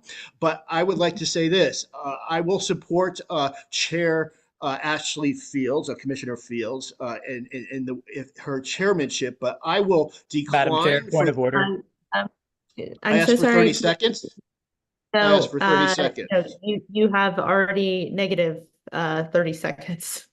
All right, well, I decline the chairmanship because Robert's rules appoints chairs and vice chairs. So I decline the participation in that level for that reason. We elect for ANC 1B, and according to our standard operating procedures, we do elect commissioner chairs and community chairs. We have precedent for that. That is also how other commissions operate. I understand that that is Robert's rules, and we are, there is a component that we are held to with Robert's rules, but we're not confined to it. So are you also declining community chair? I'm declining community chair on the grounds of Robert's rules. I will continue to participate as a member. Okay. Cedric, can you go ahead and take Frank off of mute or off of speaking? Thank you. Okay. Well, since Commissioner Fields is our only person, Commissioner Fields, thank you for taking, you are essentially elected. I don't think we need to go through the process. So thank you for taking over ABR. And of course, we are all here to help and support for whatever you need. Thank you so much. Thank you. Just as another point for the community, we do use Robert's rules for procedure. We are not confined to it. That helps us run the meetings. I will say the history behind Robert's rules too, very quickly here, was intended for private meetings, not for public meetings. The Robert's rules that you see in Congress, that's actually their own adapted version. I'm happy to pass along kind of this advice that was given to ANC 1B from OAG. But that is something that we use as in a directional sense to help us run meetings. But again, we're not confined to those. Okay, moving on. Economic development. Are there any nominations from the executive committee? Yes, the executive committee would like to nominate Tucker Jones for commissioner chair and Krishna Kumar for community chair. Are there any additional nominations?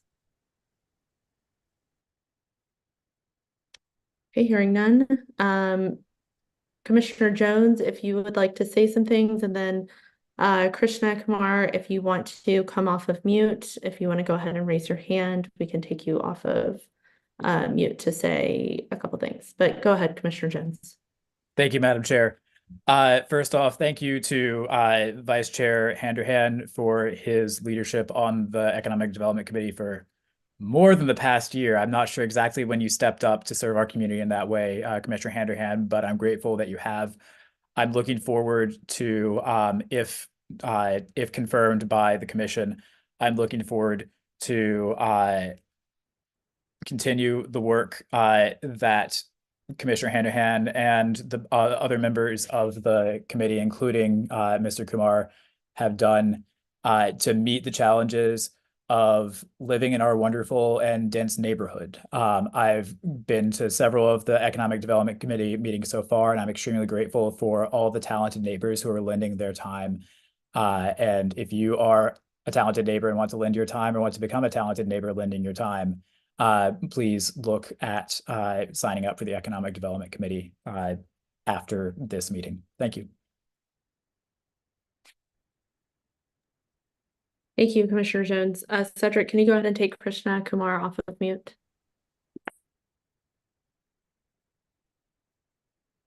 Hi, Krishna, you can take yourself off of mute. I think you already have. Okay, can everyone hear me? Yes.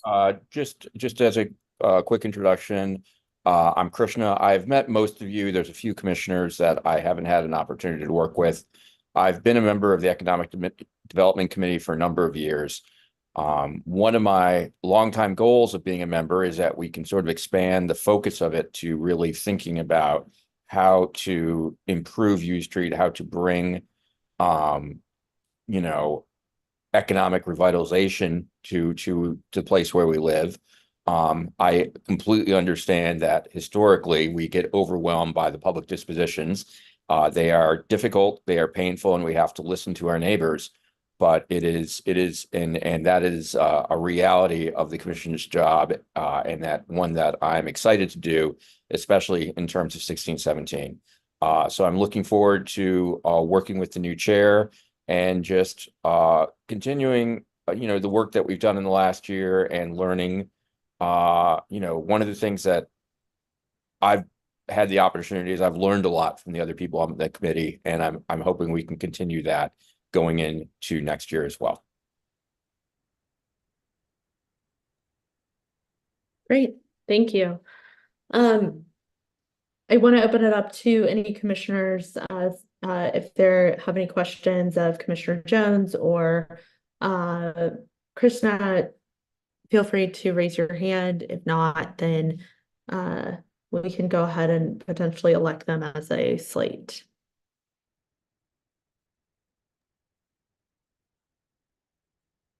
Okay, all those in favor for Krishna Kumar as community chair for economic development and Commissioner Tucker Jones for commissioner chair for economic development, please raise your hand. Okay, that's pretty much everybody. Congratulations. Thank you. Thank you to you both for taking on economic development. We do have some pretty big changes, good changes happening in our ANC. Okay, next is public safety and community engagement. Does the executive committee have any recommendations or nominations, excuse me? Yes, Chair. The Executive Committee would like to nominate Commissioner Ashley Fields as the Commissioner Chair and Gabriella Savelli, hope I got that right, as the Community Chair. Are there any additional nominations? Commissioner Sycamore. Yes, I'd like to nominate myself. Okay. Are there any additional nominations further? Okay.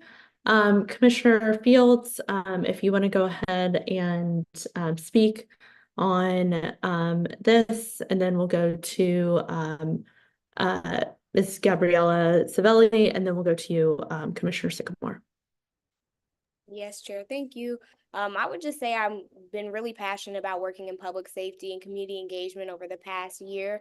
It's been an amazing experience. We started off just trying to get our feet wet, learning more about crime in the area. But by the end of last year, we've hosted a community cleanup, yoga events, and also an event with the OAG and a representative from MPD. And so that was citywide. And I think that I want to continue my chairmanship in this position so that we're able to expand on that over the course of the next year and help ensure that people in the area feel safe, but also know how to be aware of what's going on in their surroundings throughout the area.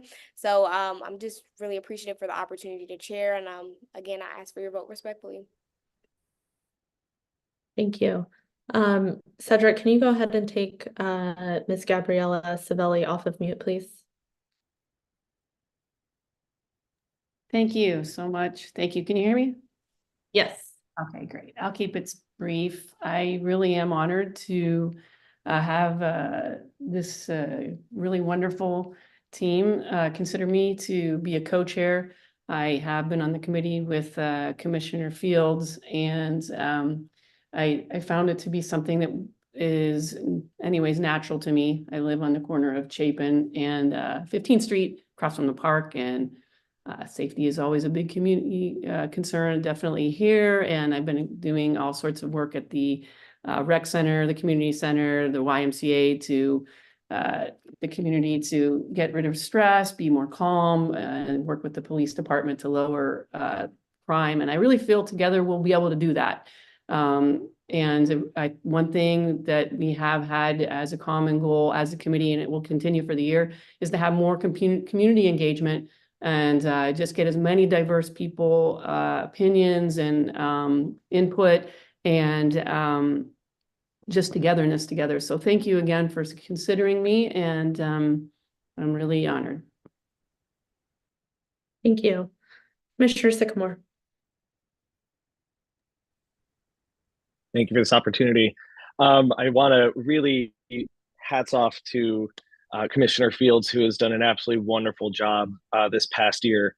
But I think from one thing I've learned from Commissioner Houlihan or Holohan, forgive me if I mispronounced his name, is that ABR is a lot of work. And I think that I think we definitely need two separate chairs for these committees. One thing I've always been passionate about is community safety and engagement. I have great relationships with all of my neighbors around me. I have a great relationship with the command and the police, and I have a great relationship, especially with all the churches that are around in ANC 1B. So I really am asking for your vote to make sure that we can have some real dedication to that. I really commend, again, Commissioner Fields for wanting to take on both roles. But I do think it's a lot of work. So I'd be honored to get your vote, but if not, then I wish us the best of luck with everything. Thank you so much. Thank you, Commissioner Sycamore. Do any of the commissioners have questions for any of the nominees? Or any statements in favor of the nominees? I would actually like to make one. I really value that Commissioner Fields has made public safety a priority. I also really appreciate her surfacing the data points. I think I do understand ABR is it is a difficult job, but I think public safety is as well too. And I think she has been able to handle it with grace, and not even just grace, she has handled it in a very productive and effective way. I also know that she is very reliable and dedicated, and she always shows up to not only her own committee meetings, but to the other committee meetings where she is needed. So that is why I will be supporting Commissioner Fields for public safety and community engagement. Are there any other comments or questions? Okay. Okay, so let's go with the community chair first. So all those in favor for Gabriella Savelli, please raise your hand. Great. Congratulations. Gabriella, excited to have you as our community chair for public safety and community engagement. Thank you so much. Now on to the commissioner chair.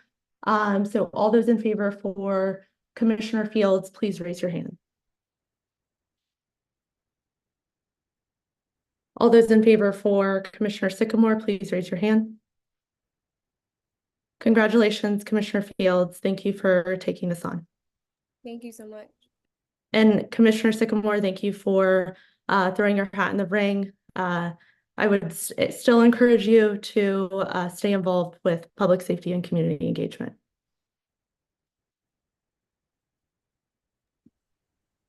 All right. Next is transportation. Are there any nominations from the executive committee? The executive committee would like to nominate Commissioner Santiago Lakatos as Commissioner Chair. Are there any other nominations? Commissioner Sycamore. I'd like to nominate Commissioner Kensick on his behalf. Okay. Are there any further nominations?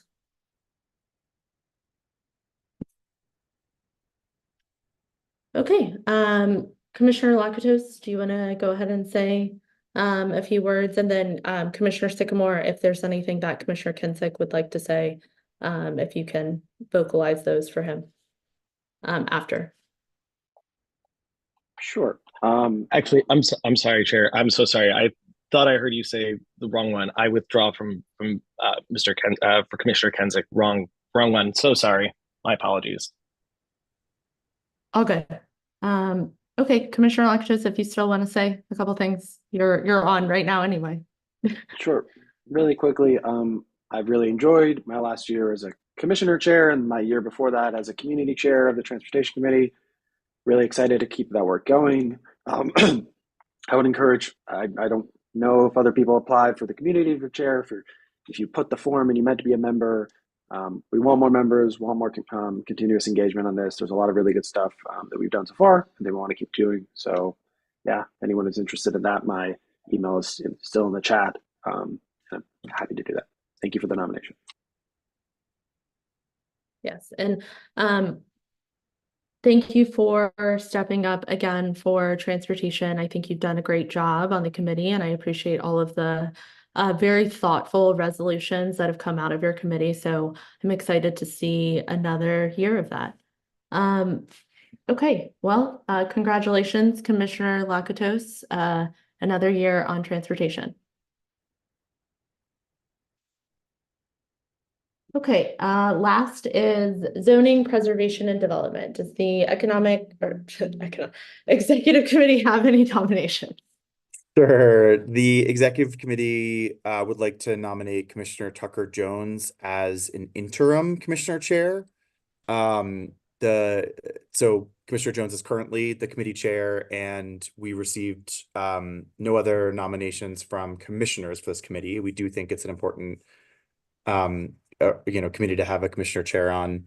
And then I can editorialize a little bit, but I will save it for maybe future conversations. But we had so much incredible interest for the community chair here, and we are hoping that we might be able to identify a community chair over the course of maybe the spring and not wait the whole year, because there are people that brought a lot of talent but hadn't necessarily been involved. And so our hope is that we figure out a new plan in the coming months so that Commissioner Jones can focus on economic development and we can still have a strong leadership of this commission. So that's where we were when we had the nominations and why this is interim and not intended to be permanent.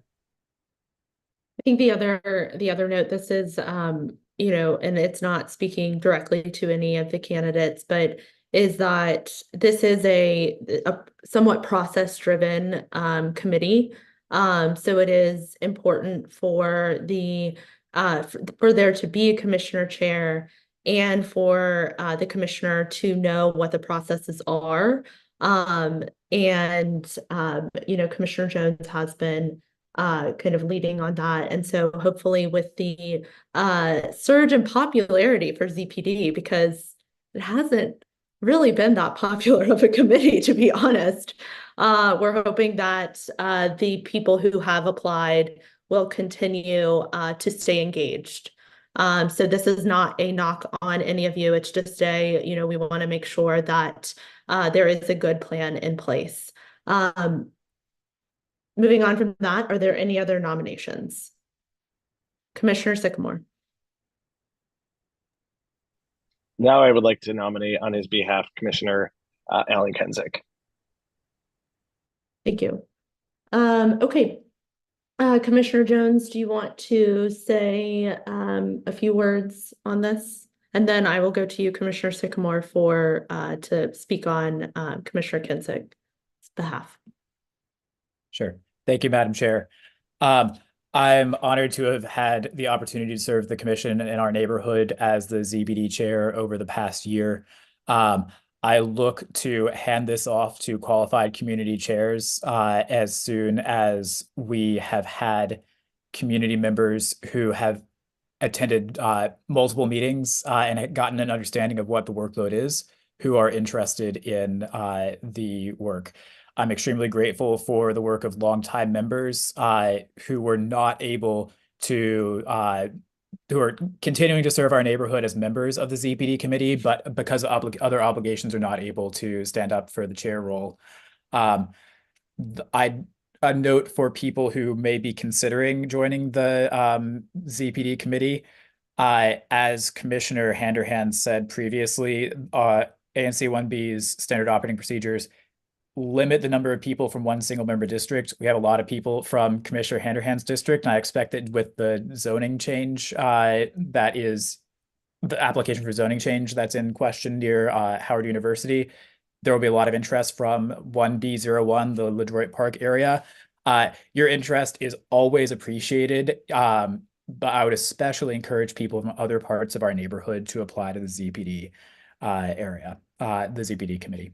I'm looking forward to continuing to lead the ZPD committee on an interim basis until we have a community chair or several community chair candidates who are ready to take it on behalf of our neighbors. Thank you. Thank you. Commissioner Sycamore. Thank you. I didn't have too much in preparation for this, but I do know that Commissioner Kinzig does work in this field. He is already an expert on, or at least as far as I know, an expert in this field. He's been working in this for about 28 years. And he will bring a lot of institutional knowledge. He works already with Howard University, so right within our SMD, right in our community. So it's, I'm sorry, not SMD, ANC. And I think he'll just bring a nice new perspective, and I think he'll bring a fair and well-balanced perspective to the committee. And he's ready to put his full-time effort into this. So thank you so much. Do any commissioners have any questions or comments of support for Commissioner Jones or Commissioner Kinzig? Commissioner Trindade-Duramo. Just wanted to thank Commissioner Jones for his willingness to stay on. I know I relieved him as secretary because he wanted to free his hands to do other work, and now we are asking him to do other work and other work. And I apologize to him on behalf of the commission. And more importantly, I really wanted to express my gratitude to so many applicants for this position. I had the good fortune of speaking with all of them individually. It was a lot of people, and it was lovely to meet some new neighbors.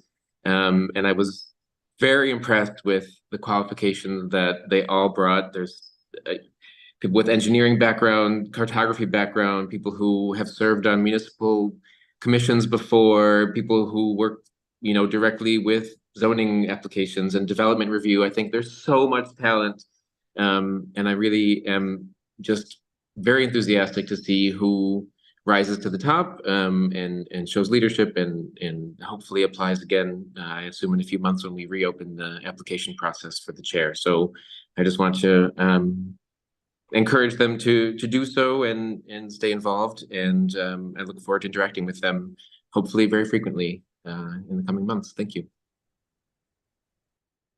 Thank you. Commissioner Handerhan.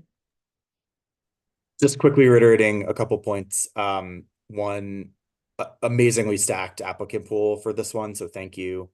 And it's so important because it ZPD touches so many things. The second thing is I really don't, having done economic development the past year, 2.5 years, it is not a committee that it takes up a lot of time. And so I would just reiterate, and I know I've had this conversation with Commissioner Jones, I think because he has been on ZPD, he makes a lot of sense as the interim, but I would not be comfortable with that past a couple months because I know how much focus he needs to dedicate to economic development.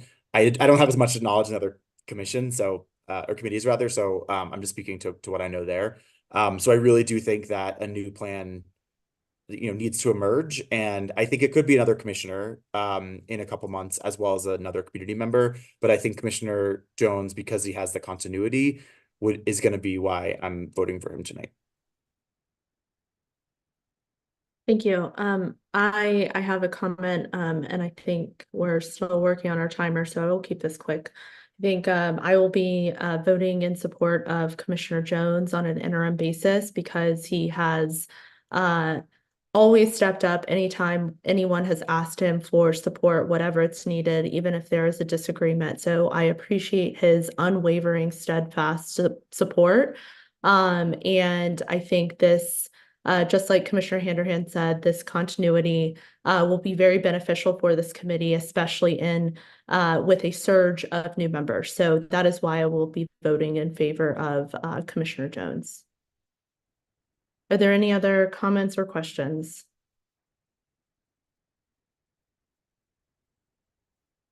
Okay, so for all those in favor for Commissioner Jones, please raise your hands for an interim basis. Let's say that. Okay, all those in favor for Commissioner Kinsick. Okay, thank you, Commissioner Jones, for stepping up.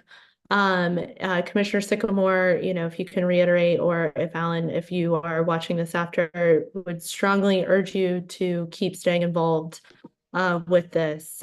We just want to make sure there is the very succinct continuity of this committee. All right, we are at the end. Thank you so much to everyone who has applied, who has been nominated, and who has been elected. Really appreciate your service and your time. Again, we are volunteers as commissioners, but you are also volunteers on the committee, and we so appreciate your insight and your work on these matters that come before the committee and then ultimately the commission. So thank you. If I may just say one thing, Chair, Yeah, I will personally commit to, whoever's handling this next year, if it's me or someone else, I'll commit to make sure we are sharing our lessons learned, because I think there's some things that we could have done better.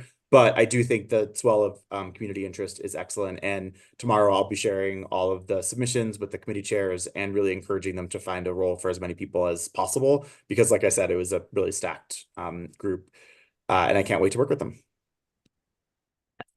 Thank you. And thank you again, Commissioner Handerhan, for leading on this, and Commissioner Trindade Duramo for meeting with all of ZPD and handling the back end. Same thing with you, Cedric. Thank you for handling all of this, the forms, getting it up on the website, promoting it all. I am very pleased with how this went because we haven't done this before. So at least in the people who have returned in terms. So thank you. All right, Executive Council Member, Commissioner and Community Announcements, Office of the Council Member, Nicole. Hi, everyone. Good to see you. A couple quick updates from our office. It is performance oversight season. Performance oversight hearings have begun. So just really want to encourage community members to sign up to testify. It's so important for the council to hear from you about your experiences with different district agencies, what's going well, what's not going well, to inform our oversight work. So all of the information about how to testify in the various committees and the schedule are all on the council website. I can drop it in the chat after I give all my updates. The RFP for the DC Public Library study that we funded is out. So that'll be to conduct community engagement on DCPL, including things like site selection for potential new libraries, design and construction of those new libraries, development of new programs and services, strategic planning.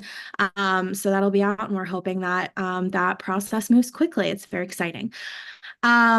The council will take up the Secure DC Omnibus next week. There are over 100 provisions in the bill. Public safety is top of mind for so many of us right now. We expect some amendments, a lot of discussion on all of the provisions in the bill. So that'll be next Tuesday for those that are keeping track of that piece of legislation. Since the last ANC 1B meeting, we had our first big snowfall of the winter. So our committee's oversight of DPW includes snow removal.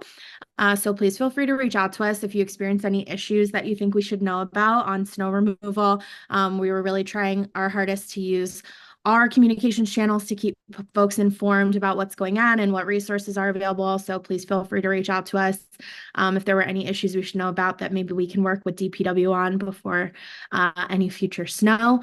And then related to the snow, we also did encounter some issues across the ward in the city with trash pickup following the snow. So there was a holiday, so everything slid, and then there was snow, and then there was more snow. So we were working very closely with commissioners, with community members, and then with DPW to get all of those missed collections picked up. I think a lot of learnings for us and for DPW on keeping that running smoothly. So again, feel free to reach out to us. If you experience any issues that we should be aware of that we don't already know, we are tracking them very closely. Even the council members in my trash were not picked up. So we were very aware of that issue. So feel free to let us know if there's anything, we should be keeping an eye on. And then our next Brianna on Your Block, which is our community office hours, we hold them monthly. That's not a town hall style for anyone who hasn't attended. It is a chance to sit one-on-one with the council member and talk to her about whatever is important to you. It could be policy issues. It could be, help with constituent services, kind of anything under the sun to have that one-on-one time with her and with our staff. So the next one will be in ANC 1C. We are finalizing a date and location for, I think it'll be the last week of February is what we're looking at right now. So I will share that information. It'll also be up on our website when we finalize that. We rotate around all the different ANCs, but it is not closed to just residents of that ANC. Anyone can show up to any of them. So we'll make sure everyone gets that info for the next one, and happy to take any questions. Commissioner Lakatos. I'm gonna submit some testimony for DPW's oversight hearing, but I wanted to add an extra flag that one of the issues they really had was the bus islands. So the Ziklas, they especially have them on the 900 block of Florida Avenue. They got snow, but they didn't get any salt, but it became solid ice, and so people were having some people slipping. I went out there with a shovel, and then I think Commissioner Circumventor mentioned earlier, I took it out, but it's more just a planning preventative thing because they salted the road eventually, great, but then that part didn't get it, and people still had to get off the bus, and the sidewalks got all the ice melt from some of the buildings and the residents, but it was kind of the little gap right there. But then you have to get on the bus, so it's more just a flag. I'm going to write this in and send it in an email. That's and everything, great. But just wait. No, that's super helpful. Thanks for flagging that. I will we'll flag it for DPW and keep an eye on that for future snowstorms. Thank you. Thank you. Any other questions? Okay. Thanks, Nicole, for joining us. Thanks, everybody. Office of the Mayor, Gerard Allen. I do not see him in. Madam Chair, I believe there is one hand up in the chat. I think that's left over. I think there may be another now, Madam Chair. Okay. Frank, if you do want to speak, can you just go ahead and keep your hand up or take it down? I don't think. Okay, go ahead, Courtney. Thank you. I appreciate it. Is Nicole still on with us, though? That's who my question. Oh, hi, Nicole. Yep. Nice to meet you at the last office hours. Yeah. Just wondering what the council members, if she has any edits or changes to that safety bill, what are those exactly? What's she hoping to change within, I believe it's Councilmember Pinto's safety bill? Sure. So we're still working through, whether or not we're going to offer any amendments. We're talking to some other offices. One of the things that we are primarily concerned about is how the drug-free zones are going to operate.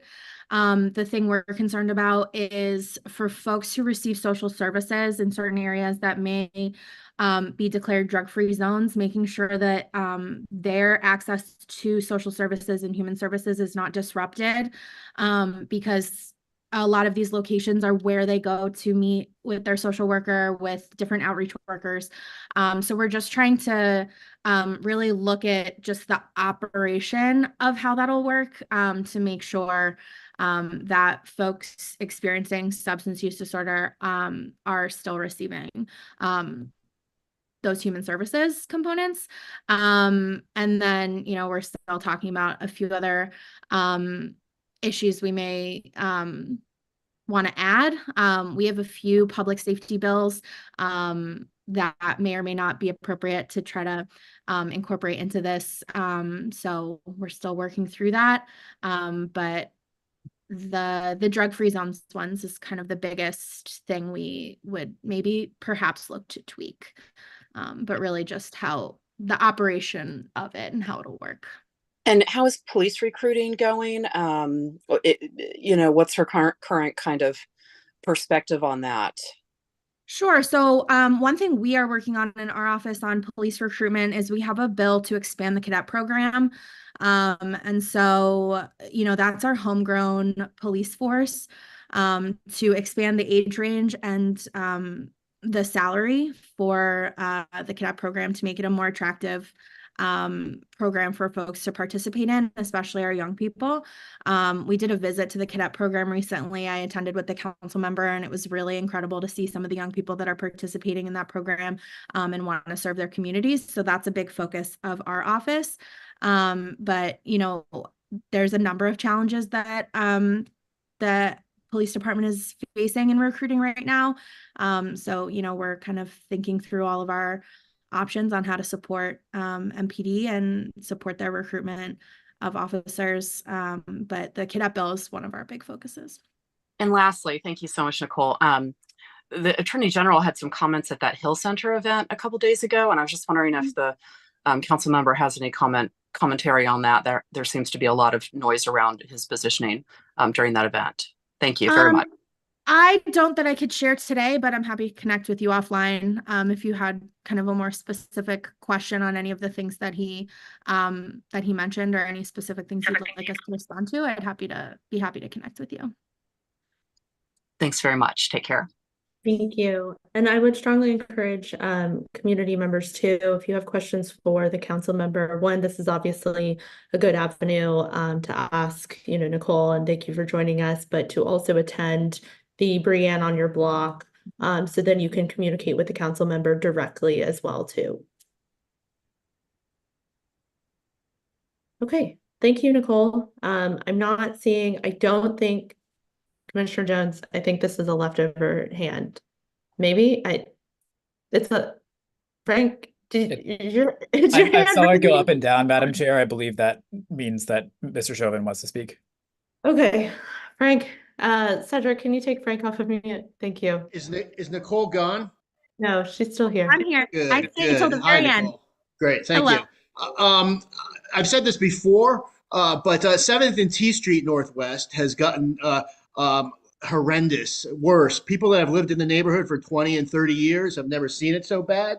And so the drug-free space for 5 days, the drug clearance component of the omnibus crime bill before the committee or before the council that they'll vote on, I think on the 7th, is very important to many, many neighbors. And so we hope that you can move forward to support that component as a very important piece to the neighborhood. And I'll iterate, and I know the council members sort of, come a little ways around on her thinking about crime response because there is the U Street neighborhood has the worst violent crime and the worst property crime continuing in the entire district. And so her support on crime is of utmost importance to my neighbors and myself and my family. And so, and particularly the drug-free zone 5 days to clear an area where if you go out right now, everybody leaves their computer and walks to 7th and T, you can see some drug sales. Okay, you go walk at 7th and T at noon on any day, you can see drug sales. You have a whole parking lane filled with people that are in a no parking lane, no parking sign zone. It is a horrendous failure on behalf of this government, this council, the police force, the mayor, and what's going on this corner. And everybody in my neighborhood pays every day. The Fa House has urination smells. If you know the Fa House, sitting in Florida, there it has an entrance on T. Okay, Frank, that's your time. Thank you, Nicole. Appreciate you conveying those requests from the constituency. Thank you. Yep, I'll absolutely share that with the council member. And as I said, our primary concern with the drug-free zones is just making sure that folks aren't disconnected from support services, especially, we're trying to help folks get sober and, help them get resources to treat substance use disorder so that they're not, back on that corner using drugs. And so, ensuring that we both meet the requests and the needs of the community, but also don't disconnect people from the things that could help get them healthy and well. And, that's really important to us. So thanks for your comments, Frank. I'll absolutely share that with the council member. Thank you so much, Nicole. I'm not seeing any other questions, but thank you for staying on until the very end, just in case there's another one that pops up. Anytime. Happy to be here. Office of the Mayor, Gerard Allen. I'm not seeing Gerard. We will make sure there is someone from the mayor's office, though, next meeting. This is now, I think, the 4th or 5th meeting where we haven't had someone from the executive. So we will make sure there's someone on next month. Commissioner announcements. Hearing none, seeing no hands. Community announcements. Diane Romo Thomas, are you still on with us? I know we got an email from you earlier today. So this is just for the Rock and Roll Half Marathon. Before redistricting, this actually happened really in the bounds of ANC 1B. It is no longer kind of in the bounds of ANC 1B. It's one that happens every single year. So just be mindful on March 16th. We'll also post it on our social media, just as a reminder for folks that there will be some, I think, road closures and things, but this is not an ANC 1B anymore. But we wanted to kind of have her on to briefly speak about it, but I'm not seeing her. So we will move on. Are there any other community announcements? Okay, I'm not seeing any hands. Okay. New business, but one second. I know that there's a lot of new business. What we are going to do is there's not going to be any motions on the table. First, we're going to discuss the things that we need to discuss. So we'll discuss them. There will be time for community comment. We will be sticking to a strict 2 minutes comment time with any responses needed 20 seconds. So there might be a bit of a delay as Commissioner Trindade Duramo gets the timer going. So if everyone could bear with us as we get that, we just want to make sure, as Commissioner Sycamore alluded to, that it is fair, that everyone gets their time and their response time under my discretion. So just wanted to lay that out there. We'll also say that there is plenty of time. These aren't life or death matters. We'll figure it out. There's no need for large debates on this. So let's proceed. It is 9 p.m. So let's be mindful of that as well too. Okay, new business. Who wants to go first?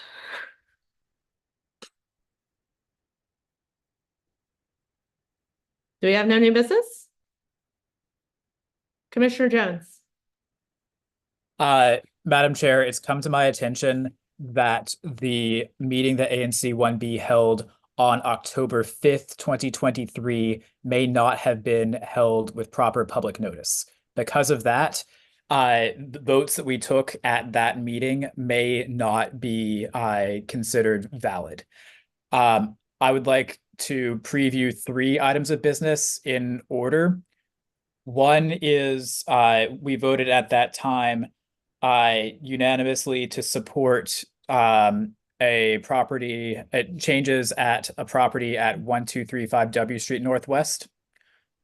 We voted unanimously. Yes, ma'am. Are you just going through the votes and then I'm gonna ask Commissioner Sycamore because I think the topic is related to that one. Can we reserve that for last? Is that okay? For discussion and things. Sorry, keep going. I'll figure. Don't worry. Yes. Never mind. The second item that we voted on is a resolution, I believe, about traffic safety and public safety at 13th and Florida Avenue Northwest. And the third, I believe, was a resolution about vacant and blighted properties. I would ask that the commission revote on all 3 items with additional discussion as needed in the order that I described, which is first 1235 W Street Northwest, then traffic safety at 13th and Florida, and then finally vacant and blighted buildings. No, we're going with the resolutions first, and then we will go to 1235 W Street. So Commissioner Lakatos, I think those were first one. Wait, no, it's Commissioner Fields for the safety, and then it was the blighted, right? That's no? Traffic safety, ma'am. That's transportation. I may make a motion. Yes. I'd like to move that the full ANC adopt the resolution as presented at the October meeting, calling for traffic safety interventions at the intersection of 13th and Florida Avenue Northwest in response to a child who was struck while crossing the street. We have a second. Second. Discussion. Commissioner Sycamore. I'm sorry. Because we didn't get any sort of, I can't refresh my memory on everything that we did in October. I've been focused on one particular issue. Can you just give me just quick and dirty of what this resolution says? Sure. The resolution itself, there was a project that was already planned for DDOT to add sort of safety interventions at that intersection, which include closing the slip lane. They hadn't done it yet, and the resolution after response to that traffic, so the crash that hit the kid crossing the street from Cardozo, asked the DDOT to accelerate the installation. They've done part of it now, but the full project has not been completed.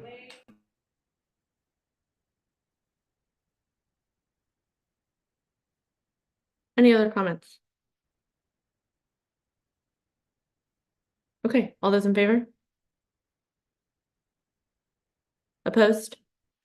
Abstentions? Motion passes. Thank you. Okay, next resolution. Whose is it? Madam Chair, it's was in the Economic Development Committee, but I'm prepared to speak on that since it looks like Commissioner Henderson is on. This was a resolution asking for the establishment and funding of a task force, I believe citywide, to get more data about the blighted and vacant building property and a number of technical suggestions of how to fix it, but mostly a task force to figure out what those technical suggestions would be. I am not prepared to speak further on that right now, but I can put that in the chat. Okay. Do you have a motion? Madam Chair, I move that ANC 1B support the resolution drafted at the Economic Development Committee and presented to the ANC first on October 5th regarding reducing vacant and blighted properties. We have a second. Second. Discussion? All those in favor? Opposed? Abstentions? Motion passes. Thank you. Okay. 1235 W Street. Commissioner Jones, if you want to give a little background, and then Commissioner Sycamore, I will turn to you since that's in your SMD.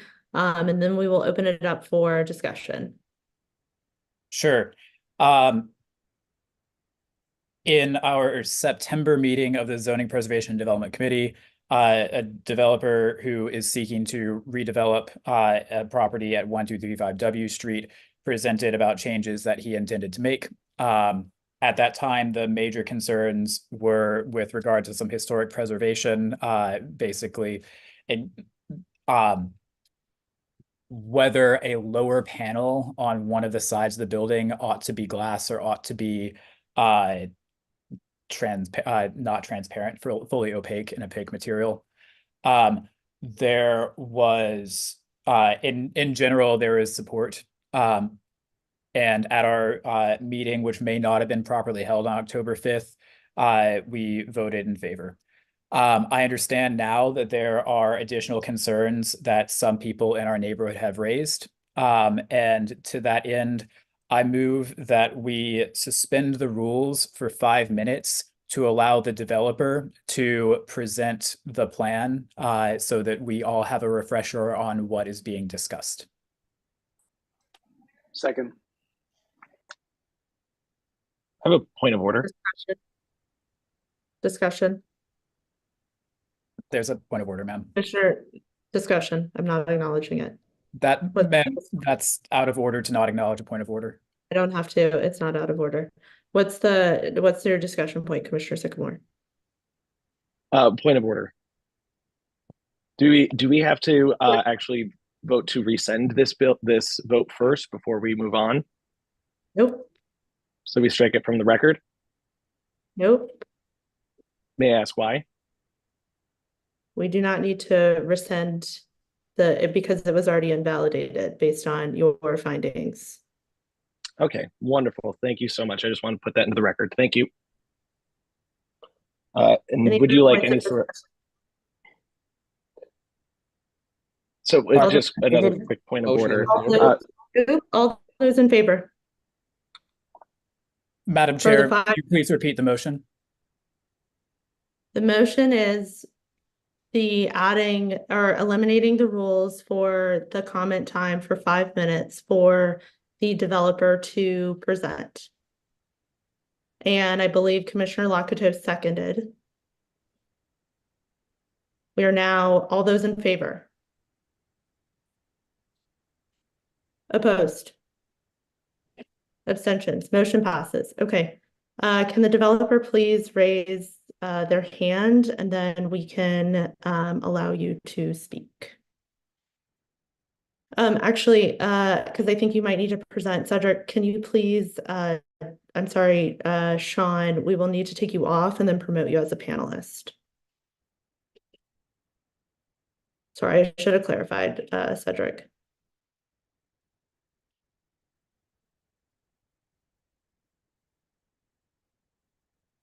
And points of order, if they are not acknowledged by the chair, they do not go through. Okay, Sean, you can go ahead. You should be able to present. Okay, I'll introduce myself first. My name is Sean Rupert. I own a small development company in the city called Opal. We do a lot of work in the neighborhood and in the city in general. Also on the call is our attorney, Carrie Kadlachek with Golston Stores, and my husband, Jason, who is also our CFO. So I will present.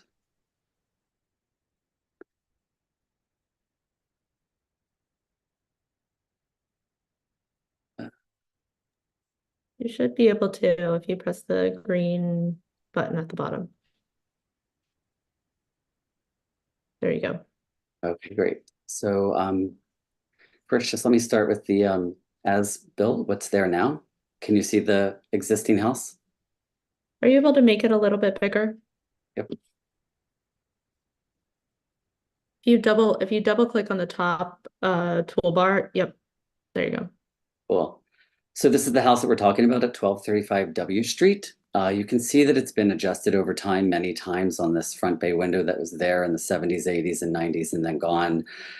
Also adjusted on the side here. And then on the back in the lower left-hand corner, there was an addition put on that the current owners, who are also a JV member of this property, for the redevelopment of it, no one's really sure when that back was added onto it. Just let me skip to the plans. So this is the current drawing. What we are proposing are 4 individual homes. There's some wrong information going on in the neighborhood. Unfortunately, all 4 homes are going to be for sale, market rate homes.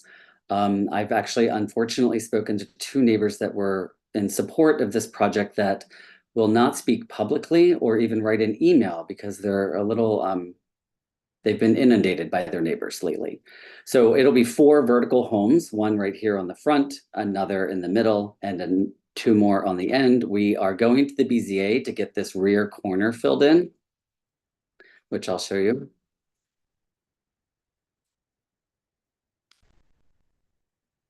All that we're asking at the BZA literally is this blue shaded area to be filled in.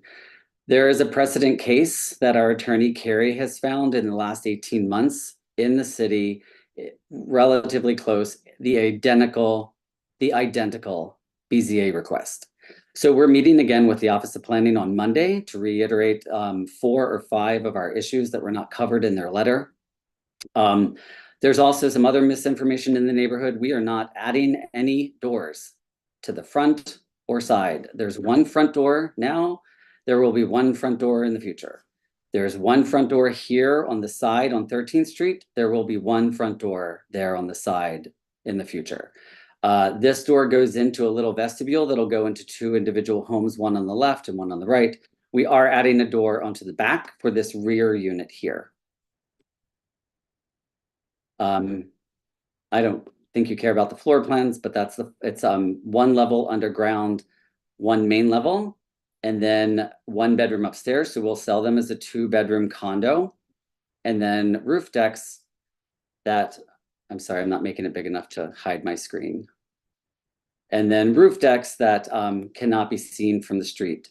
I could go over my whole list of communication that I've had, but I think you guys all have that. It was really extensive starting in starting over the summer when I didn't hear back from our single member district over 2 months, month and a half, until I reached out to other people. And then many conversations with Historic and taking the results of the ANC meeting to adjust our bay windows down here. So we had them glass floor to ceiling, and the zoning committee didn't like that. So we adjusted that for the zoning committee. So that's pretty much it. There might be some other wrong information that goes on in the neighborhood that I can address when people are speaking, if that's okay.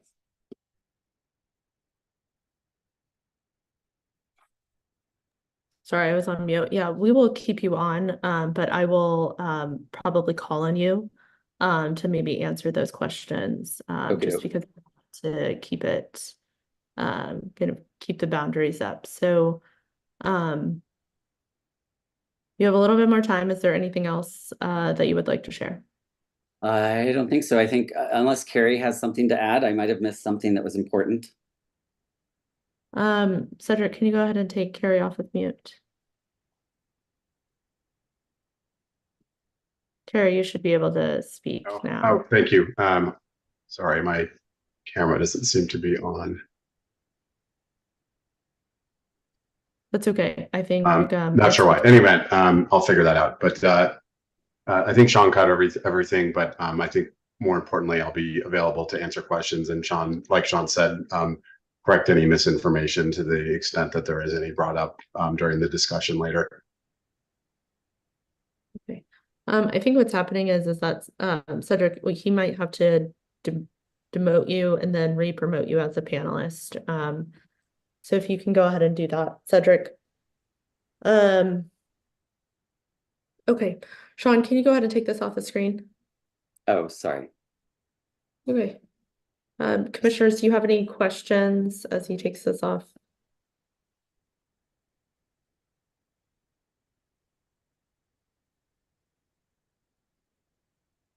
Your screen is still shared, but if you click on the green button at the bottom, you should be able to stop, or it's at the top, it should say stop sharing.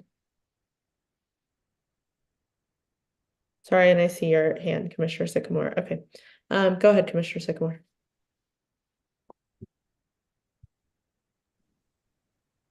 Hello, Mr. Rupert. Thank you so much for coming out here. And I know we've been in a lot of communication, and I really want to kind of focus on, at least in this part, your communication with the neighbors. That's been kind of one of our biggest sticking points, and one of the requirements that the BZA actually really requires is having good communication with our neighbors. I don't see how exactly that has happened. It wasn't until the BZA actually sent out any sort of notification on this hearing on the project that anybody within the contiguous block heard of this. So could you please go into detail? Did you knock on people's doors? Did you give them any sort of paper or emails or phone calls? Was there any sort of community engagement that you and your company have gone Sure, through? and I actually gave that to you last week, and I gave it to all the neighbors that sent opposing letters last week as well, or a couple days ago. So did you do that? You did that After before the October meeting? Is the question? Are we on my 2 minutes? Clarify. Oh, so immediately after our zoning meeting, not only did they ask me to make a few adjustments to the bay windows, they had asked me to reach out to the adjacent neighbors, which I immediately, if you look at my notes, I immediately did the next day. Immediately, I drove my little Fanny to that neighborhood in my little Ford, and I knocked on the direct neighbor's door and another door up on W Street. So I went from our house at 1235 to 1233 to 1231. I didn't get anyone.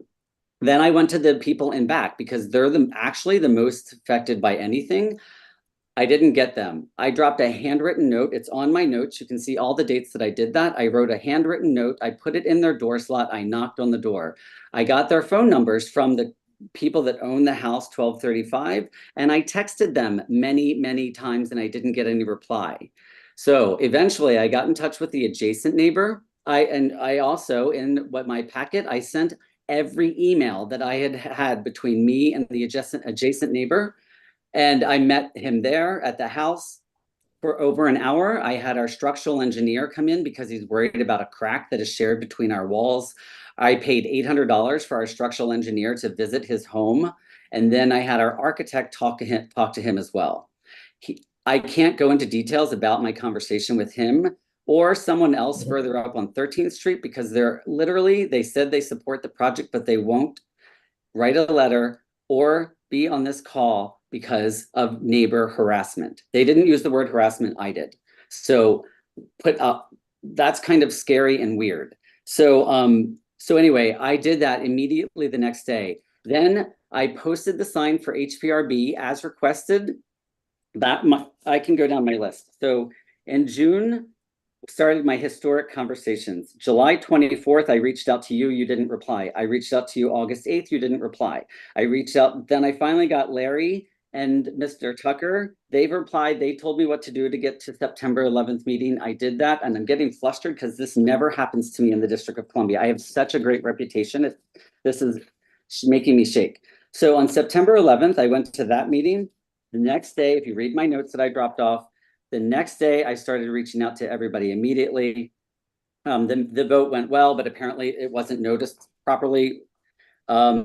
September 19th, I received the approval from historic staff that the changes that I made because of the zoning comments were fine. I have 33 seconds.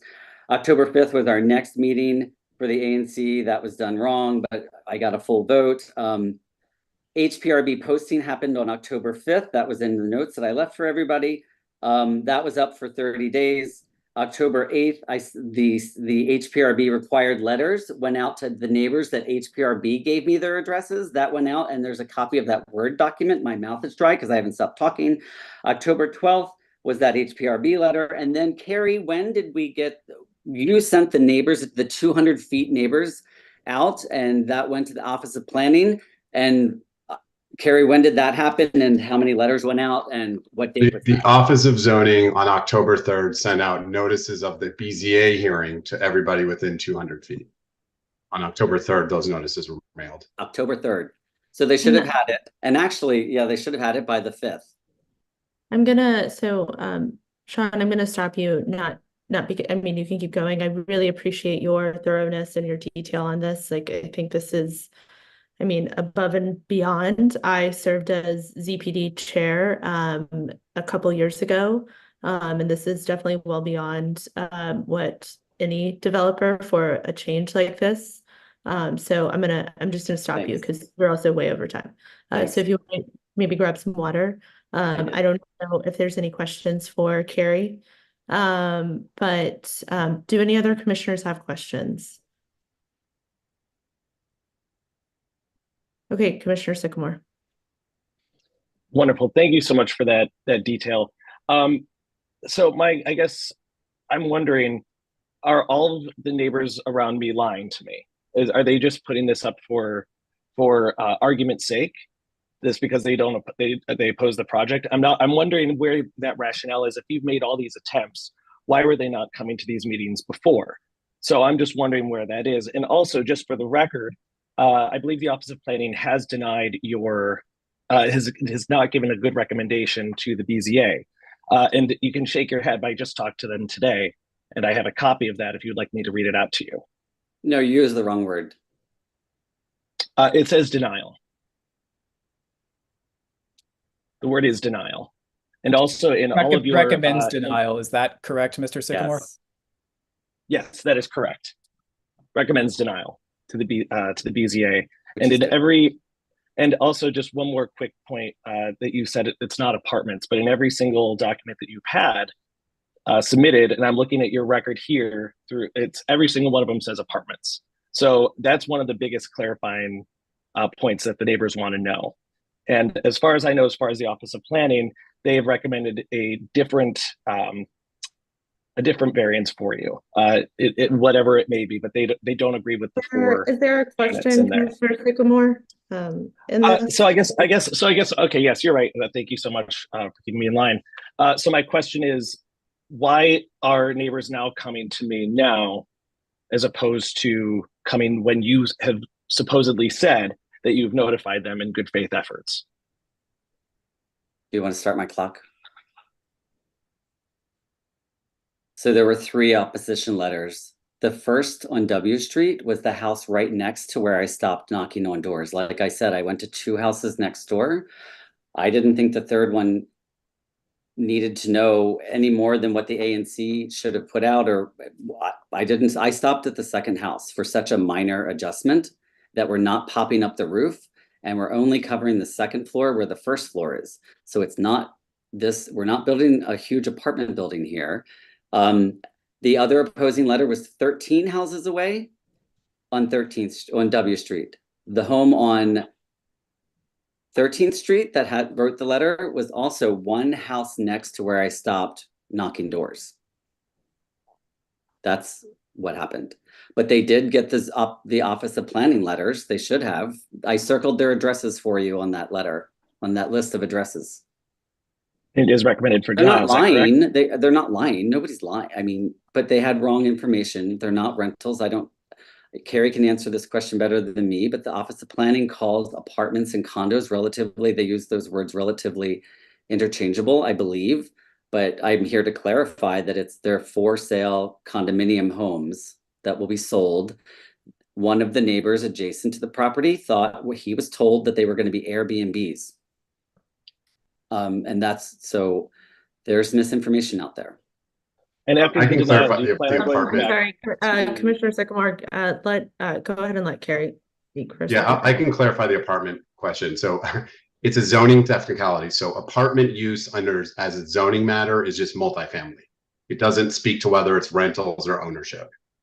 So you can say something, you call something as a zoning matter an apartment house, that just means it's multifamily. It doesn't say whether it's rentals or for owner. So Sean is saying correctly that he's doing ownership. And I can say it with respect to the mailed notices.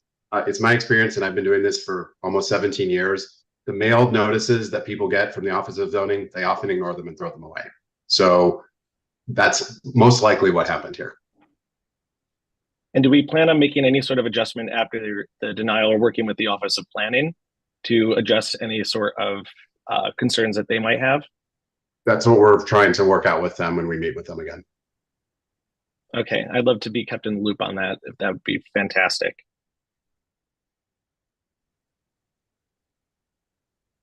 Okay, are there any other commissioner questions? Commissioner Trindade Duraman.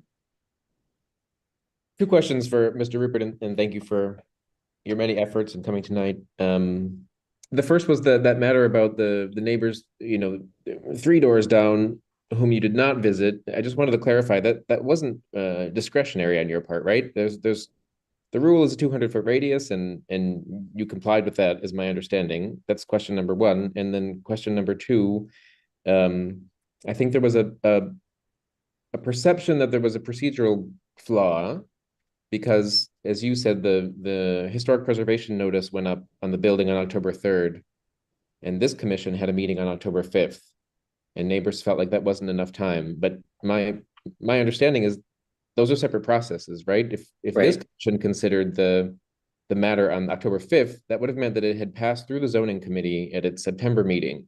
Right. So that train had left the station. And can you speak maybe just to sort of orient us, maybe the neighbors, well, what notification would the neighbors have had earlier than that, not related to the historic preservation review, but just about the process in general? So I'll answer part of it, and then Carrie can probably do part of it too. These 2 doors down, that was arbitrary to me. I was just asked to knock on the adjacent neighbors, to contact the adjacent neighbors, which I did. There's no rule that says you have to knock on doors for 200 feet all the way around. So I was just asked I did what I was asked to do by the ANC.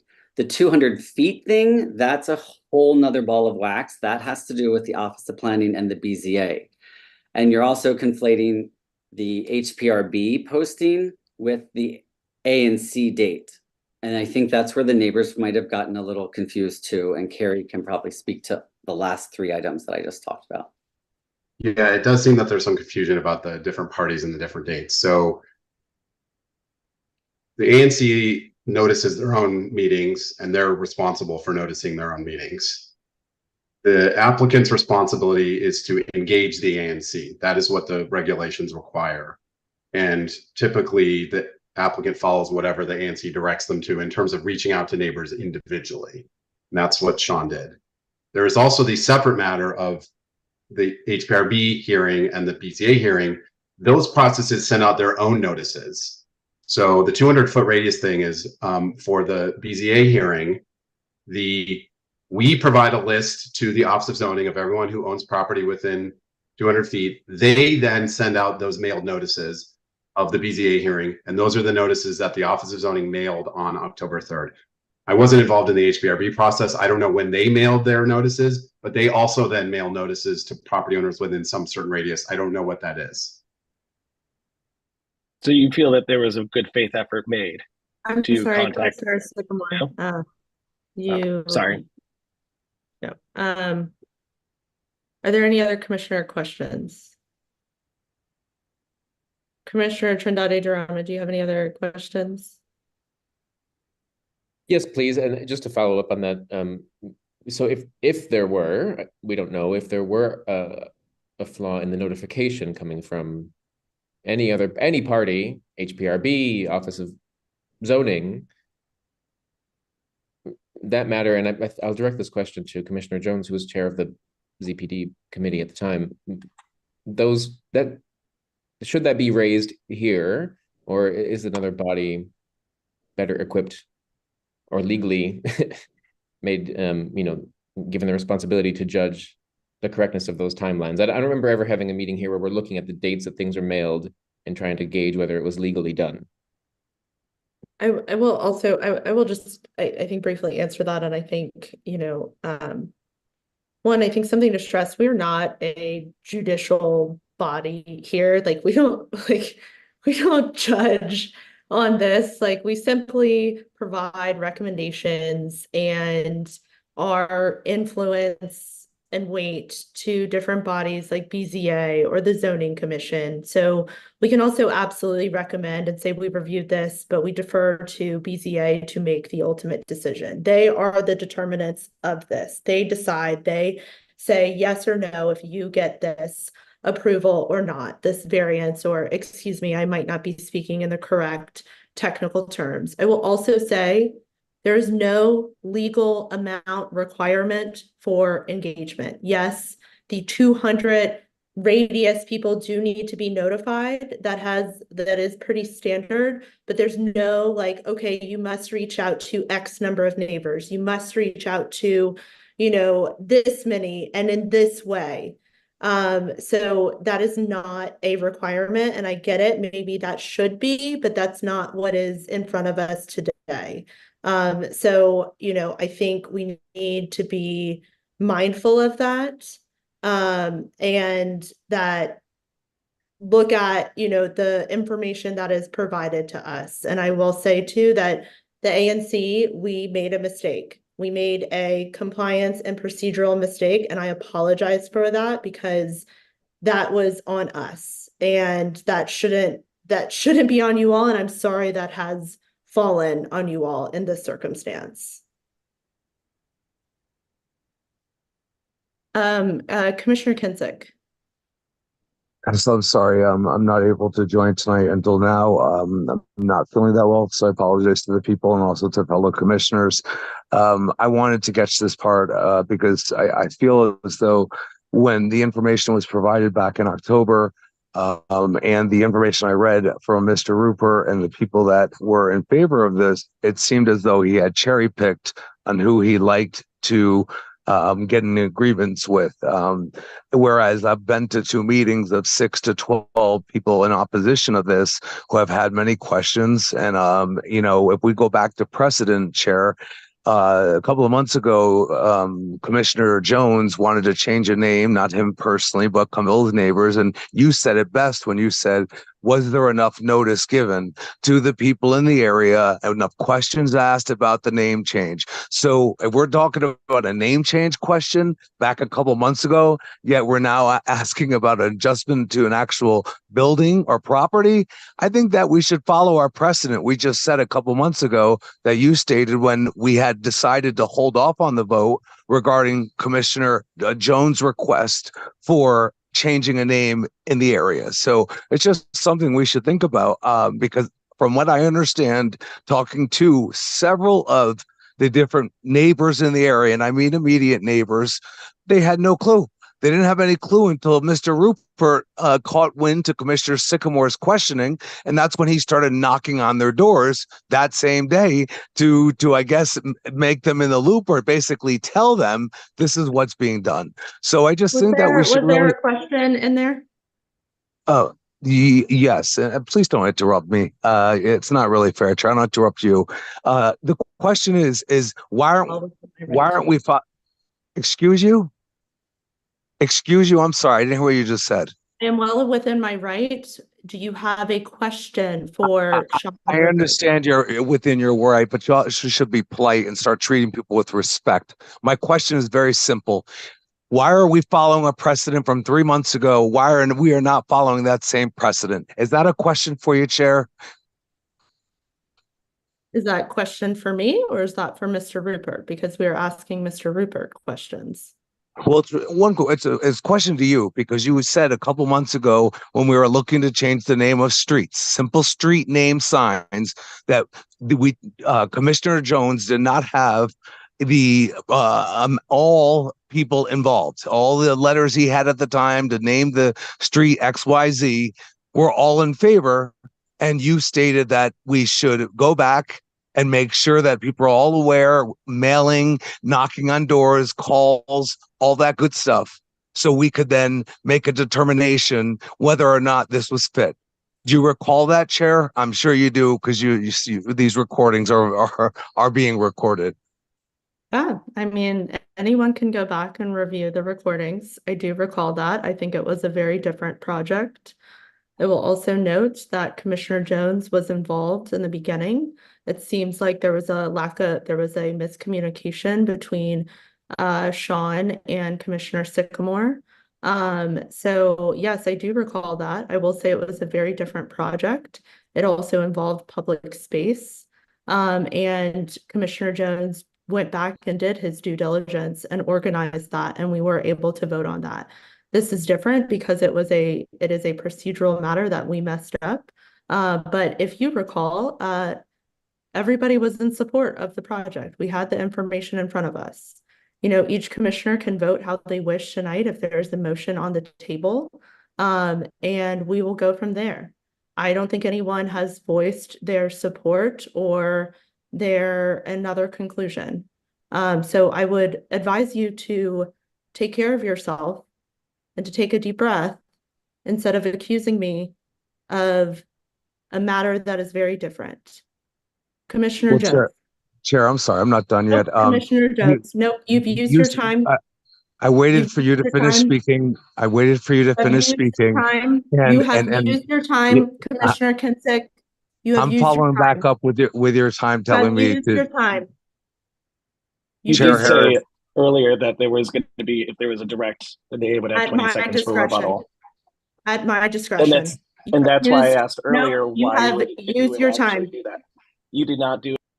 You have used your time, Commissioner Kinsick. Commissioner Jones, please go And ahead. you interrupted my time, Chair Harris, and you interrupt a lot of people, and you talk down to people like we're children. You need to stop that and get yourself some help. Okay, thank you. Commissioner Jones. Thank you. We've had a lot of comments about process. I have questions about substance. Mr.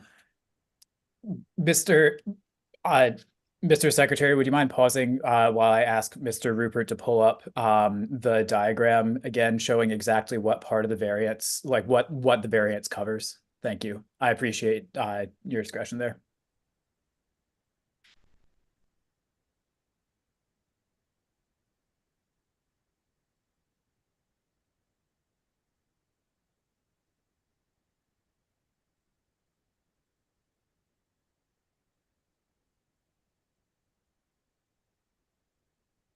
I'm looking for it. Hold on. Yep.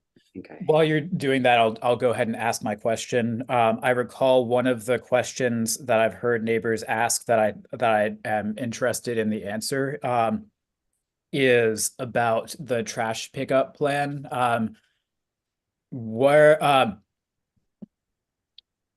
So two questions. Would you remind me, for a multi-dwelling unit with 4 or more units, I believe that requires private trash pickup, or is a threshold right below that? And then part 2 of that question, regardless of whether this will be a private trash pickup or a city trash pickup, what's the intended location for the trash cans to be stored and picked up from? Okay, hang on. Let me get that. Sorry, that'll be a different file than what I first asked for. I know, and yeah.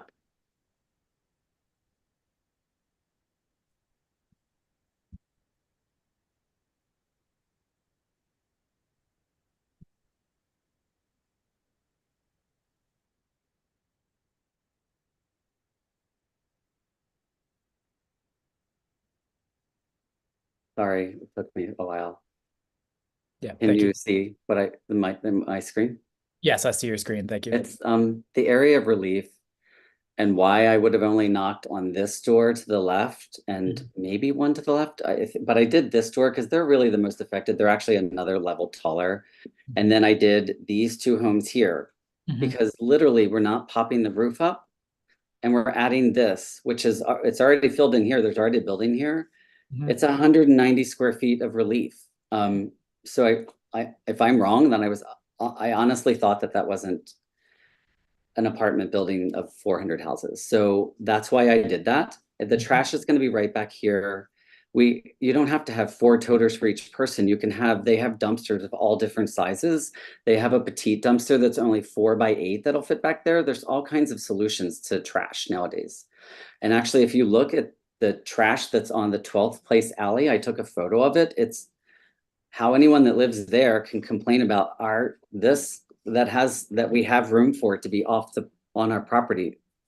Nuts. Great. So just to be, Madam Chair, if it's all right, I'd like to reiterate 2 questions. First, it sounds like you are going to be using a private company to do the trash pickup. Is that correct? Right. And second, I think you said it just at the end there, but I want to make it clear. Your plan is to store the dumpster or the trash bins or whatever solution you're looking at on the property and not in the alleys. Of course. Great. Thank you. Also, he said I cherry picked people. I didn't intentionally do that. That sounds horrible. I didn't do that. Thank you for engaging on the substance of what you're proposing. I think there's been a lot of thought on the process, but it's important for us to consider what the actual physical outcome of this will be. And I'm grateful for you answering my questions about the trash storage solutions. Sure, thanks.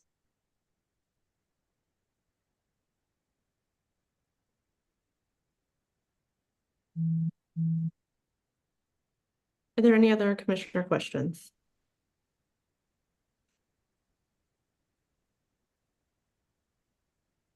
Commissioner DeRamo, this is DeRamo, you've asked a few questions, so if you can keep this to your last one.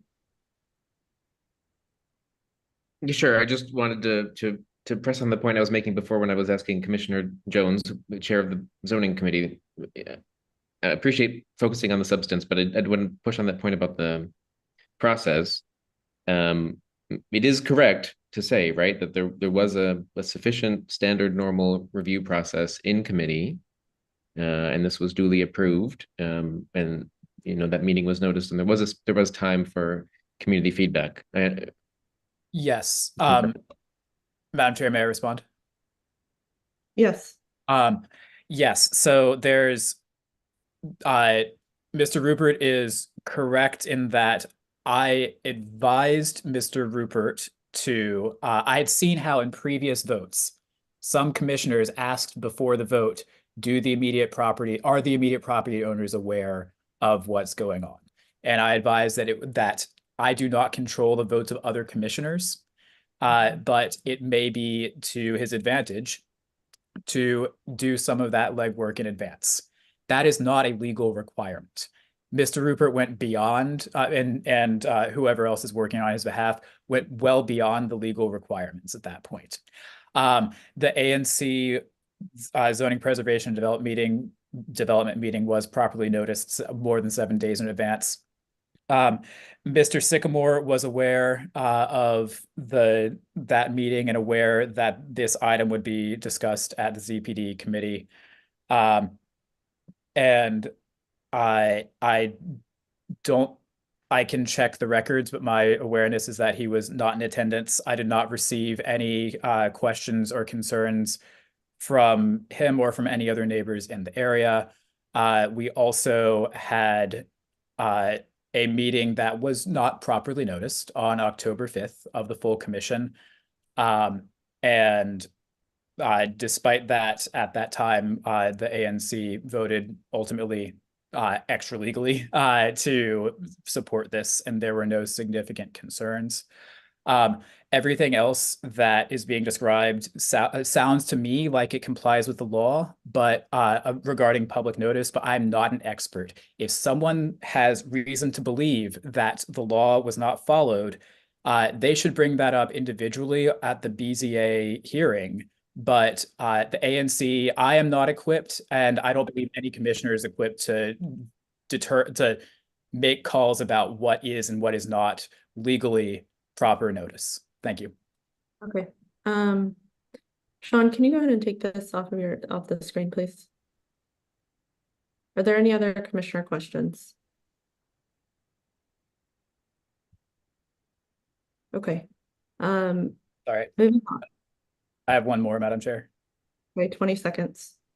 I believe one of the concerns also is about emergency egress from the lower levels of the unit. Could you show a picture that shows whether there is any emergency egress from the lower levels of the units, and if so, what it looks like?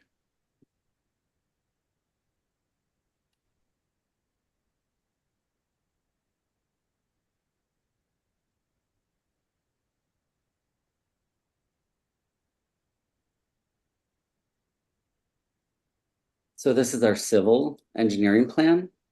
The black areas are area wells that will go into bedrooms that are on the lower level. So there's one on the front, well, two on the front unit.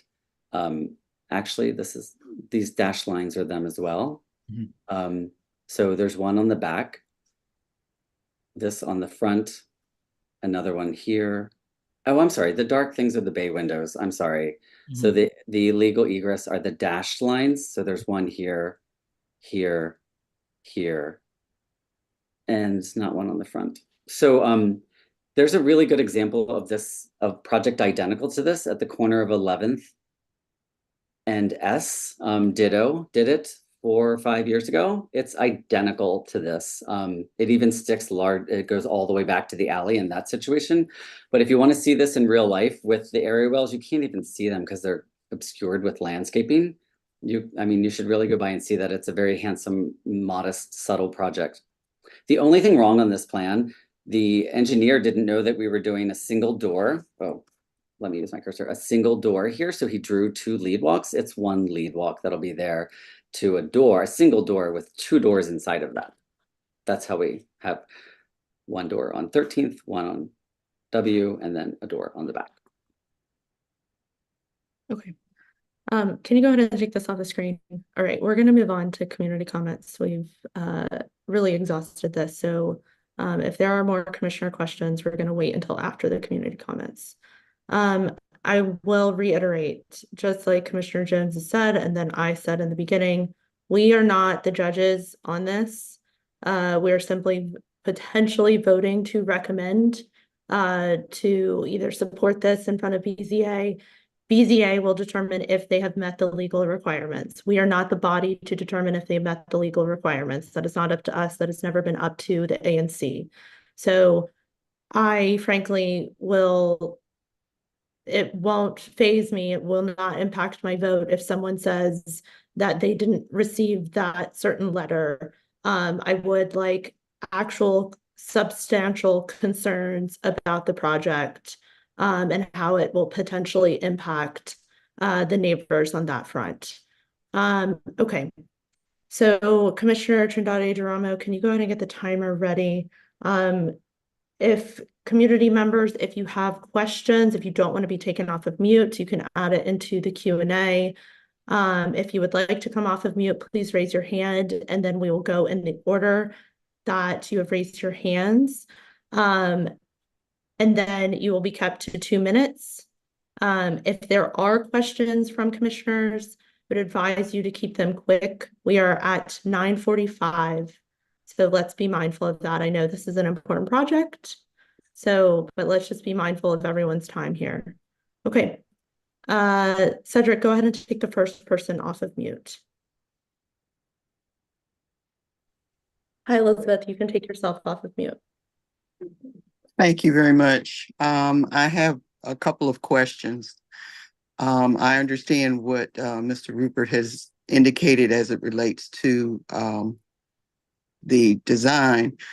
Could you please, my first question is identify how many bedrooms there are in each of the 4 units again for a grand total? Sure. Each home would have 2 bedrooms for a total of 8. There would be, each home would have 1 bedroom on the 2nd level and 1 bedroom on the lower level. Okay. With the potential of approximately 8 vehicles in the neighborhood. I live in the 2200 block of 13th Street in the middle of the block. And the only notice that I saw was the posting there at the corner. I and my family moved into this neighborhood in 1964 when it was a corner store. And I was very happy when it became a single family unit. That now increases the density of the neighborhood, where parking is an extreme premium in the 2200 block of 13th Street, which would then force any potential homeowners who purchase these units to park on 13th Street and not necessarily on W Street. So I have an issue with that. The second thing is it looks like you're adding just an area above where the bump out is, if you will, which is now currently a deck. And you're going to enclose that. And then on W Street, move the door from the center to the end so that there is that window box on W Street and 2 window boxes on 13th Street. Those are not historic. And if in keeping with the area, then those would be flush windows, not boxed windows. And so I'm opposed to the box windows. But I am really concerned because parking, we have an issue with the apartment building that's on W Street and the fact that there is not a 1-for-1 parking capacity for every unit that's there. And the fact that some of those who would not qualify with residential parking are parking in the 2200 block of 13th Street. We always have had this problem, especially with the development of 13th, the U Street corridor and the overflow in terms of parking. The city recently changed and I understand that I'm over time. You're way over time. Please wrap it up. Okay. The city recently put up new signage in the 2200 block, which changed it from residential parking and zone 1 only parking up until 8:30 p.m. So this is going to have a negative effect. So I just want the ANC Commissioner 1B03 to know that, as well as the rest of the commissioners and any other residents who have any comments. Thank you so much. Thank you. Okay. Okay, go ahead and take Miss Elizabeth off of the screen. Okay. Next, thank you, Cedric. Take yourself off of mute. Joe McDonald. Good evening, everyone. I'm Joe McDonald. I'm at 1219 W Street Northwest, right on the corner of 12th Place and W, on the other end of the block. Thank you all for enlightening me. Mr. Rupert actually came to our house and explained some things to me, which made it a lot clearer. The things that I have concerns with is that this has been unclear from us at the start. Mr. Rupert says that we got the wrong information. We're only working on the information that he gave us, which is sparse and keeps coming out in drips and drabs and little onion. The layers of the onion keep being unraveled. We just found out today, just now, that the apartments will be single family homes for sale, and it will be a condominium. So that is something that has not been clear to us. We are not opposed to development at this site. One of the things that I just kind of did some math, according to Redfin, it said that the existing structure is 2,338 square feet. They want to change that to 4 950-foot square apartments, which would be 3,800 square feet. So they intend to add 1,462 square feet to the structure. The average house on our street is 1,592 feet. So they're basically asking to add another entire house on this block, on this lot. So the other thing that really disturbs me is that Mr.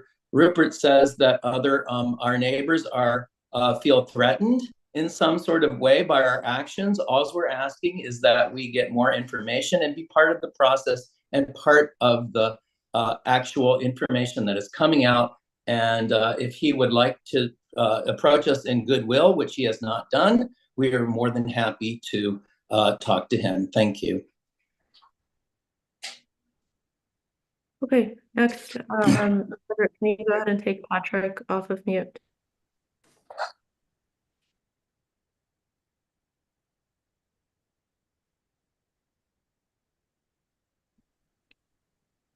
I just have a couple of quick questions to Sean. Sean, is this being reviewed by HPRB just at the staff level, or is this going in front of the commission?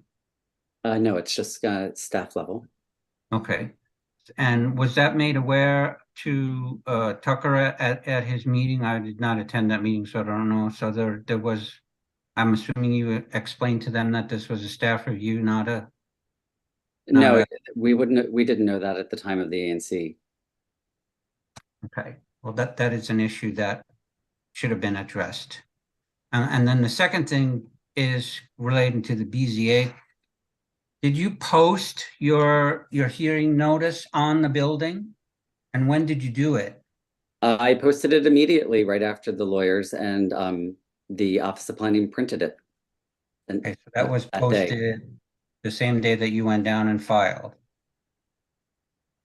Here, No, sorry, Sean, you posted it. The requirement is 15 days before the hearing, but Sean posted. oh, right. You posted it a week early, in fact, so it's actually been up for longer than required. So I think we can double check, but I believe it was posted on the 3rd of January. Right.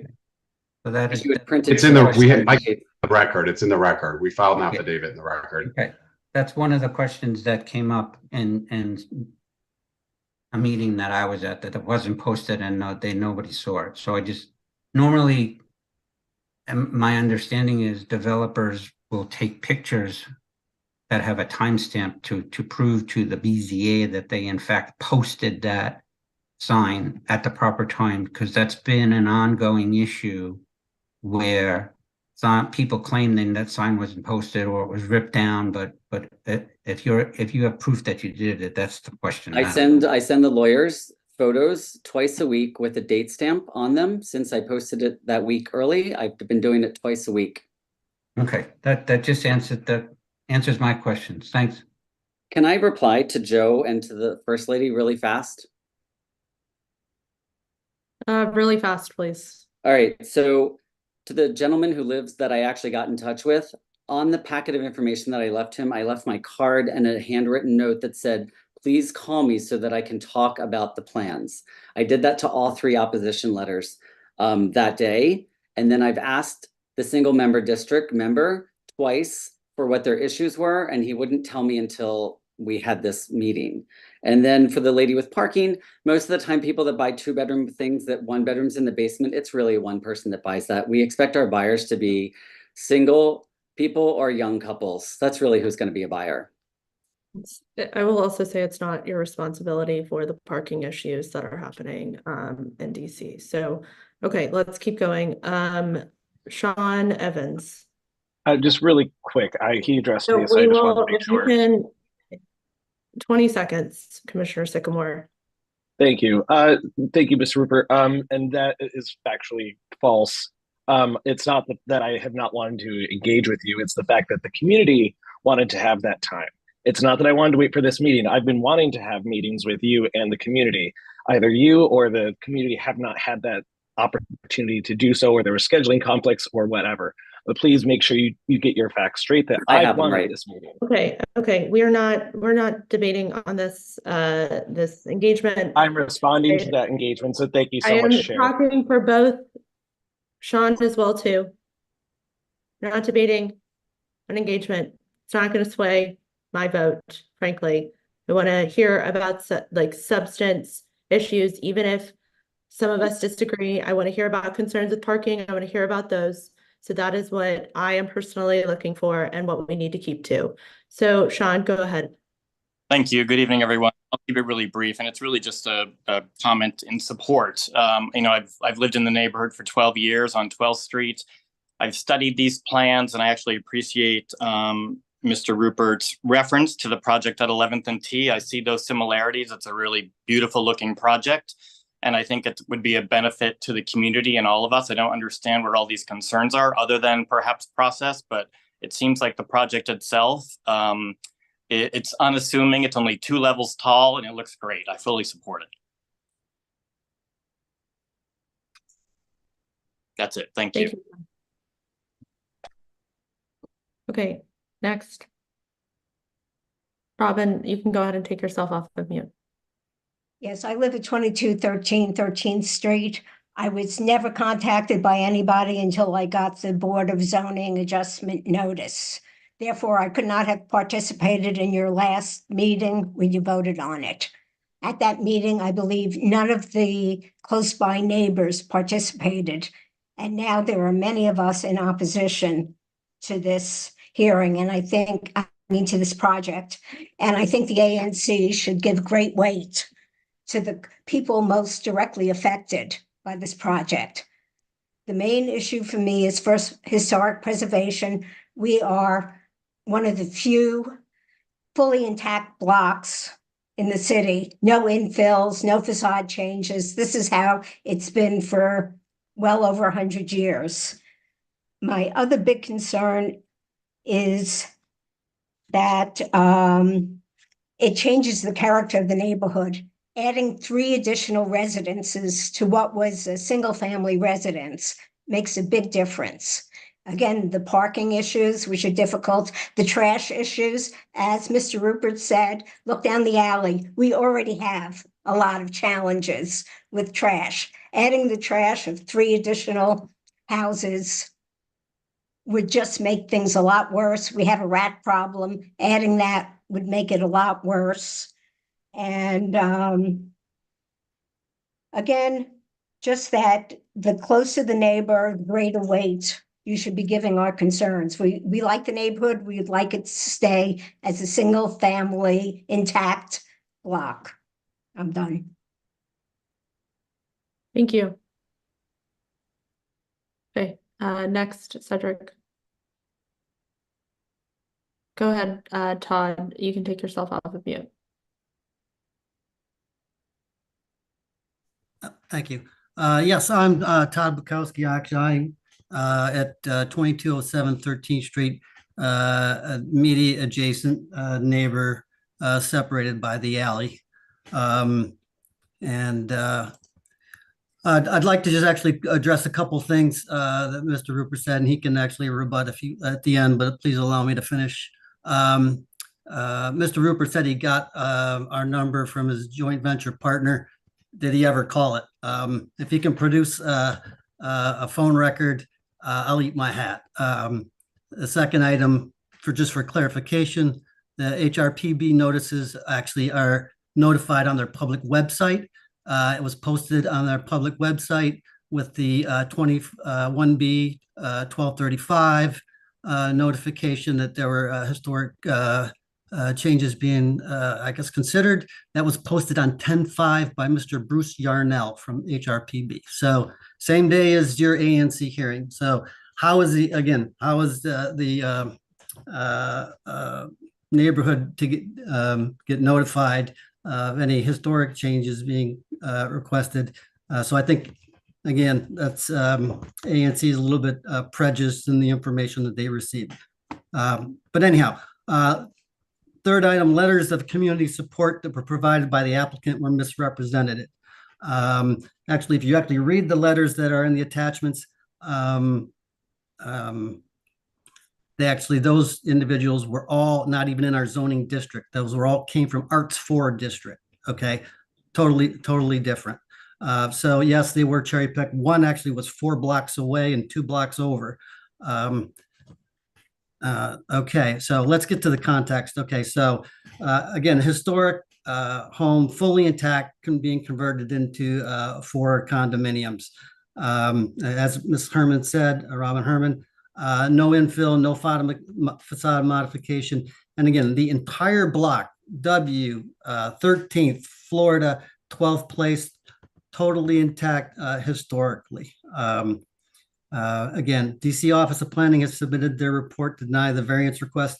This property is already non-conforming and over the 60% lot occupancy limit. It's at 82%, and the owner is requesting an additional 10%. The rear of the building is 12 and change from the alley. Everyone else has to be 15, 20 feet. Again, I'm not sure if it's 50, I think it's 20.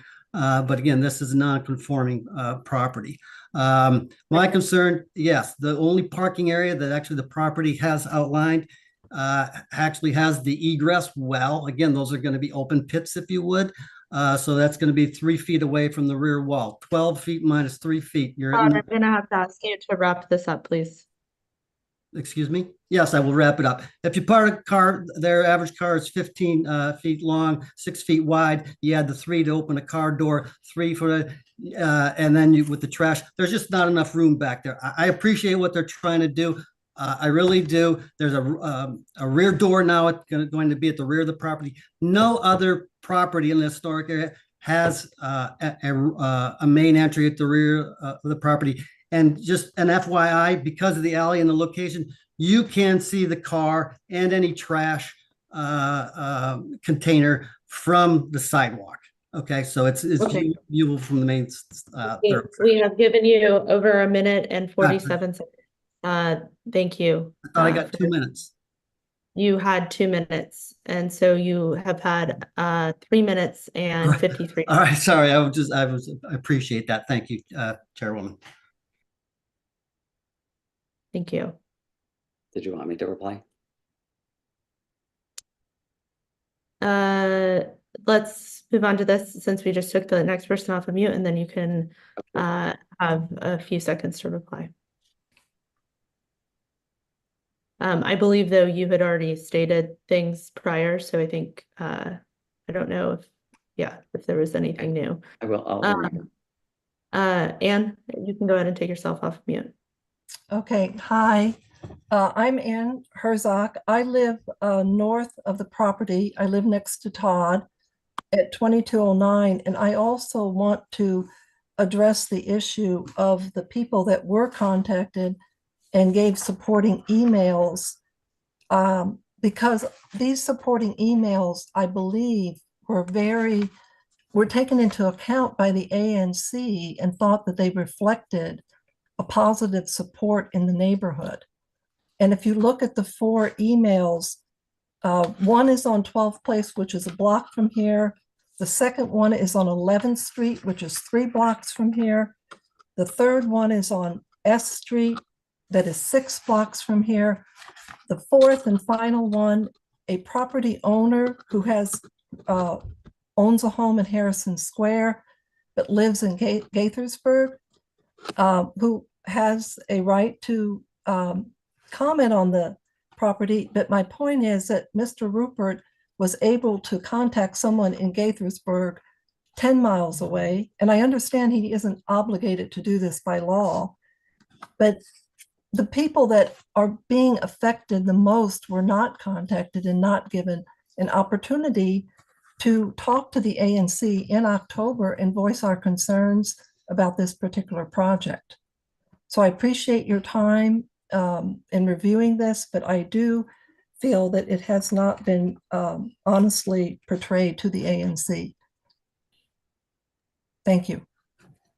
Thank you. Okay, go ahead and you have 20 seconds, Sean, and then we'll take Frank off. That's okay. No, for the neighbor directly in back of us, I called and texted both on September 11th and dropped handwritten notes off to him and his wife. I called and texted both the numbers. I might have wrong numbers, but I called them, and I can probably produce the records too. And with Anne, I dropped a packet off of her at her door with a note that said, "Call me with questions." And yeah, I just did it last week, but I don't think, and maybe I'm wrong clearly, but we're adding 9 feet to this thing that's already built. And we have an insane reputation with DC Historic. I don't think we've ever had not a unanimous vote when I do get something that goes to the board. So we spend a lot of time in this design process, and I know we all have to go, we're all tired, but I clearly should have knocked on more doors. I think something for the neighbors to note there, regardless of what happens tonight on the ANC, we are not the ultimate determinants. BZA decides this.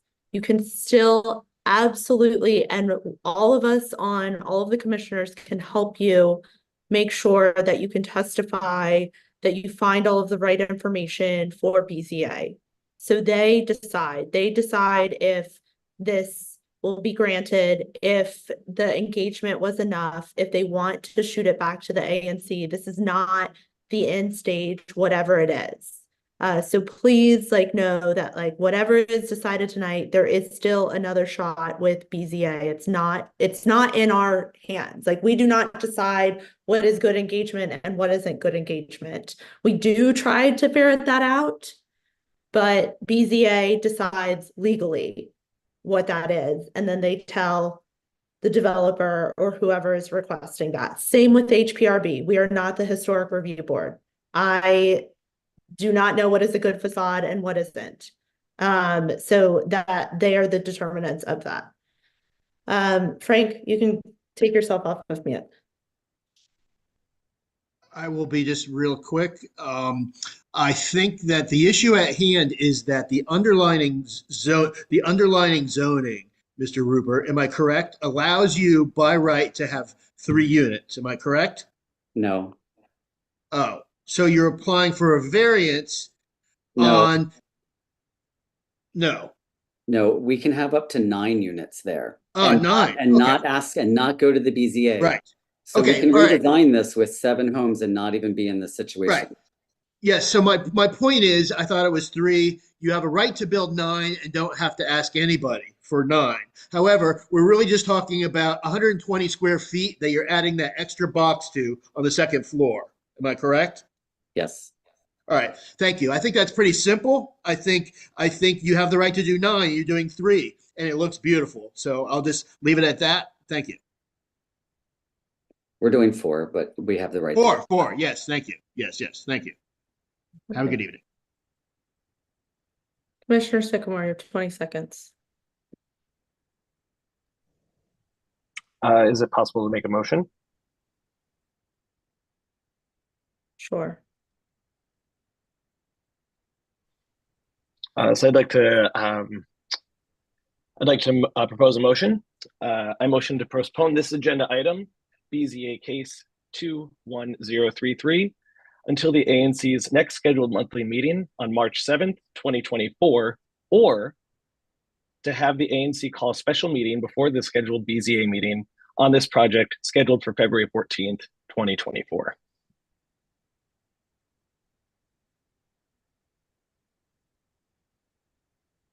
Is there a second? Second.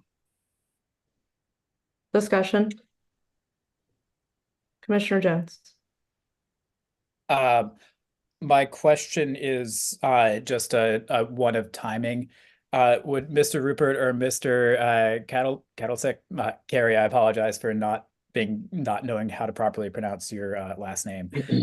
Would one of you please confirm what the current date of the I'm aware that this was originally supposed to go to BZA, I believe yesterday, and that the applicant asked for it to be postponed. Until what date is that postponed currently? Excuse me, we were postponed to February 14th. Thank you.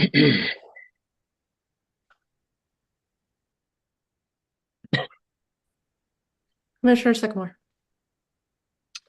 Thank you, Commissioner Kensick. I'm going to run through this rather quickly. Thank you, Commissioner Kensick, for seconding this motion. The reason behind calling this motion is I want to remedy the errors that have been happened by ANC 1B. Since ANC 1B did not give appropriate notice initially in October, and both parties are now fully aware of this project, I want to give this time to broker a conversation between the residents and the applicants.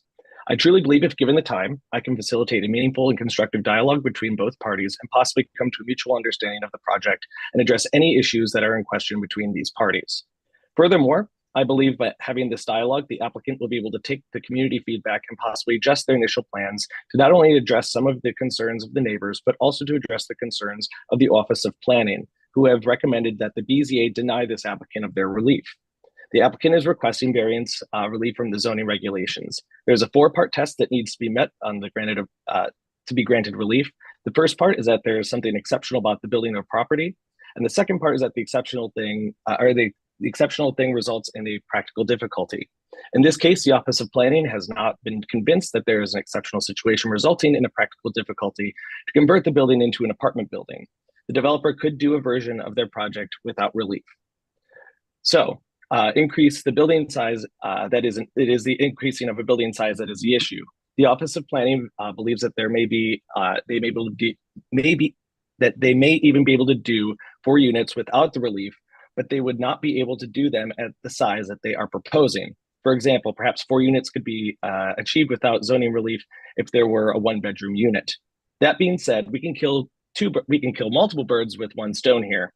We can address the concerns of both the public and the Office of Planning and allow people a chance to express themselves on all sides and allow the BZA case to come in front of the ANC 1B and the BZA with possibly little to no resistance and save ourselves a whole lot of time and headache in going through this project. I'm wrapping up here. I'm also mindful of our timeline. The BZA has rescheduled this case to be heard on February 14th, and after the applicant and the ANC have requested postponement. For this reason, I'm asking the ANC to consider a special meeting to be held before February 14th. This way, the BZA can take the consideration of the great weight of the ANC and the Office of Planning. I'm also mindful of the time and the cost of this project, and I want to be respectful and acknowledge that fact. And nobody wants to drag this out longer than it has to be. And one concern that I know that Commissioner Jones has had, he's expressed concerns for calling a special meeting when it is not an extraordinary circumstance. However, I will respectfully disagree. When we do not properly notify our constituents of a project in a timely manner, we are disenfranchising the very people who elected us into office and robbing them of fully participating in the democratic process.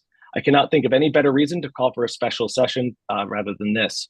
To bring back the voices of the people and allow them their right to participate in a full democracy. Last thing, in short, I'm asking my colleagues on the ANC to allow me a little bit more time to broker this conversation for ANC 1B, to sacrifice a little of their time to ensure that the results are things that everyone could live with. Please vote in favor of my motion. Thank you. Are there any other discussion points? Okay. All those in favor? Is that a discussion point or a vote in favor, Commissioner Kinsick? It's in favor. Okay. All those in favor? I'm Opposed? sorry, can you repeat the motion? Yes. Postpone to the next ANC, the monthly meeting? Yes, I motion to postpone this agenda item, BZA case 21033, until the ANC's next scheduled monthly meeting on March 7th, 2024, or to have the ANC call a special meeting before the scheduled BZA meeting on this project scheduled for February 14th, 2024. Okay. All those in favor? Hey, Chair, can I ask one quick question? It's what is the big deal if we are to delay this? Like, can I hear from Mr. Rupert what the big deal is? I mean, I'm sure there's a cost of some sort, but what is so challenging if we're pushing this back? Point of order. We're in the middle of a vote. I mean, with due respect, Commissioner Kanzik, it's 10:15. We're in the middle of a vote. Yeah, I recognize that point of order. All those in favor? Okay, opposed? Abstentions? Motion doesn't pass. We have another motion. Commissioner Jones. Madam Chair, I move that ANC 1B support the request for zoning variance described in BZA application 21033. Do we have a second? Second. Discussion. Commissioner Sycamore, please keep this quick. I'll take all the time that I have. Thank you so much, Chair. I'm still very confused, Commissioner Jones, why we're pushing this. It was an error on ANC's part for doing this. I'm not sure why we have to continue to push this when the community still does not feel like they've been heard. I really would like to have that time, and I'm still kind of blown away, especially since it was you as secretary that was responsible for this. So ultimately, a lot of this had to fall on you as well. So it's just kind of pushing through this that I'm very surprised that you're doing. But yeah, it's fine. We can disenfranchise people as much as we can, which is fine. Okay. And just for the record, I'm not opposed to this project. I just want to make sure that everyone's voices are being heard. Commissioner Jones. Thank you. At the meeting this evening, I have heard no concerns that change about how the particular change in question would impact the neighborhood. Such concerns could involve, for example, the trash issue would still be an issue regardless of the zoning variance. The parking issue would still be an issue regardless of the zoning variance. There would be more homes there regardless of the zoning variance.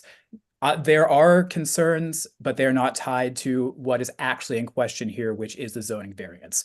Additionally, I regret that not everybody was informed. I regret that Commissioner Sycamore knew in July that the developer wanted to get into contact with them, and that he knew in August, and that he knew in September, and that he voted in favor of this in October. I regret that he knew last Tuesday that there were issues with this and then chose not to get in touch with the developer until this Tuesday. There have been months and months when we could have discussed the legitimate parts of the issues here. But ultimately, I am not convinced at this point that anybody's votes will change. Regardless of whether we have another special meeting or another 3 special meetings.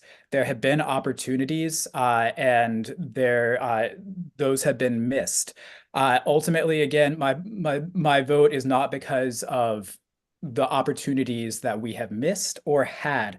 My vote is because none of the issues raised today are specific to what is being requested. What is being requested is a zoning variance so that there can be on an existing 1-story part of this building, a 2nd story, and that is it. Everything else is by right. The parking issues, by right. The trash issues, by right. The only question is that one section, and not a single person today have brought up something related to that part. Thank you. Commissioner Trindade Durama. Thank you. I wanted to speak quickly to the constituents who are here, the neighbors who are here this evening. I had the chance to speak to several of them a couple of days ago, Ms. Herzog, Mr. Bukowski, Mr. McDonald, and a couple others. And I'm happy you're involved. I'm glad you took the time to meet several times now on this issue. But I want to make sure, that we're speaking to you specifically on the questions you raised, which are often about the timing and the process. And I understand that when a notice went up on the building on the 3rd, and we had a meeting on the 5th, it felt like you had 48 hours notice for a meeting, but that notice was for the Historic Preservation Review Board meeting, which was not 2 days later, right? They notice on their own timeline.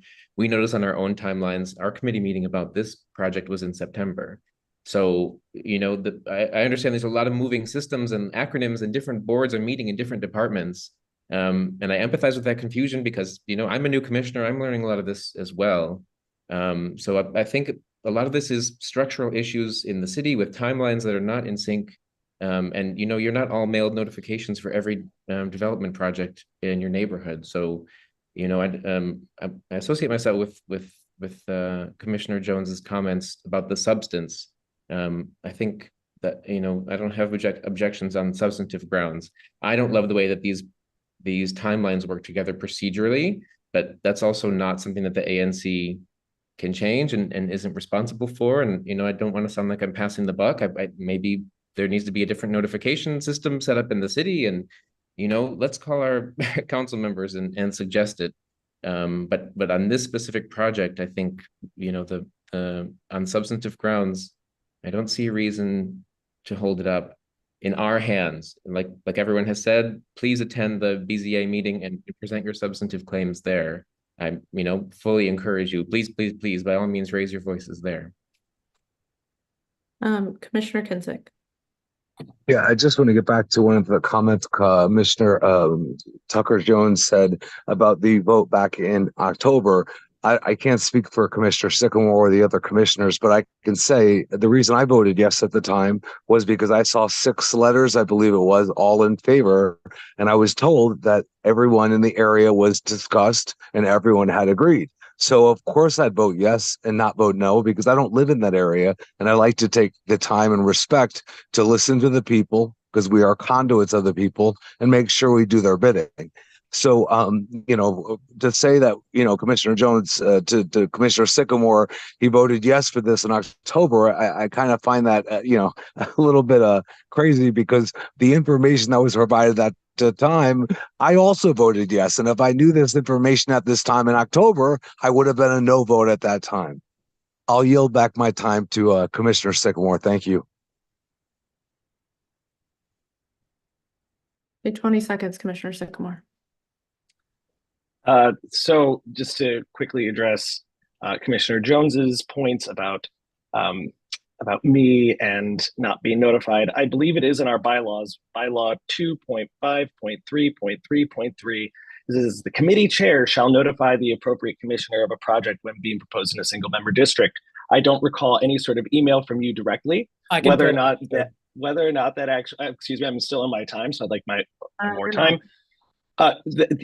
Chair, you're not really being fair here. You're not being even-handed. So that's why I asked Pretty you. subjective. So earlier. wrap it up, please. You have 5 more seconds. Wow. Okay. So I would like to actually talk. That's oh my gosh. Now you flustered me. That's ridiculous. Okay. Not my problem. You are. Wow. What I cannot wait. All right. You know what? Forget it. Sable, okay. You're fine. Just you are so uneven-handed. It's ridiculous. Thank you so much. Yeah. Okay. Anyway, you did not properly notify me, Commissioner Jones. Thank you. Okay. Do we need to repeat the motion? Commissioner Jones, can you go?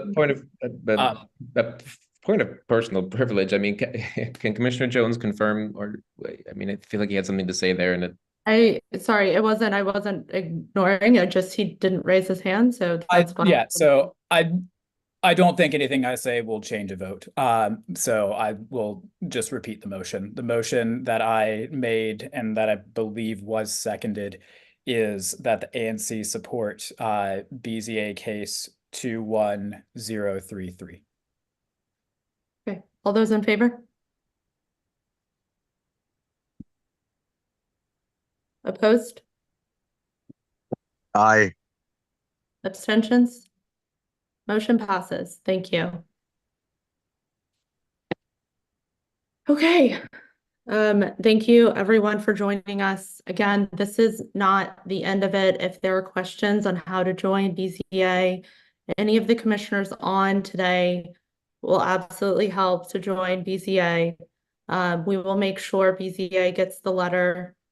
Sean, thank you for joining us this evening, and thank you to all of the neighbors as well. I would truly like to remind commissioners to keep decorum. I was not, okay, Commissioner Sycamore, I was elected by majority of the commission as chair. It was not a small number. So you can take it up with your fellow colleagues who did elect me as chair. If there is a point that any commissioner would like to remove me as chair, that can be raised and that can be voted on. But I would like to remind all commissioners for each other to be respectful, especially to be respectful of our neighbors. This is just, we're at 10:25. This is ridiculous. Are there any other items for new business? Commissioner Trindade Duramo.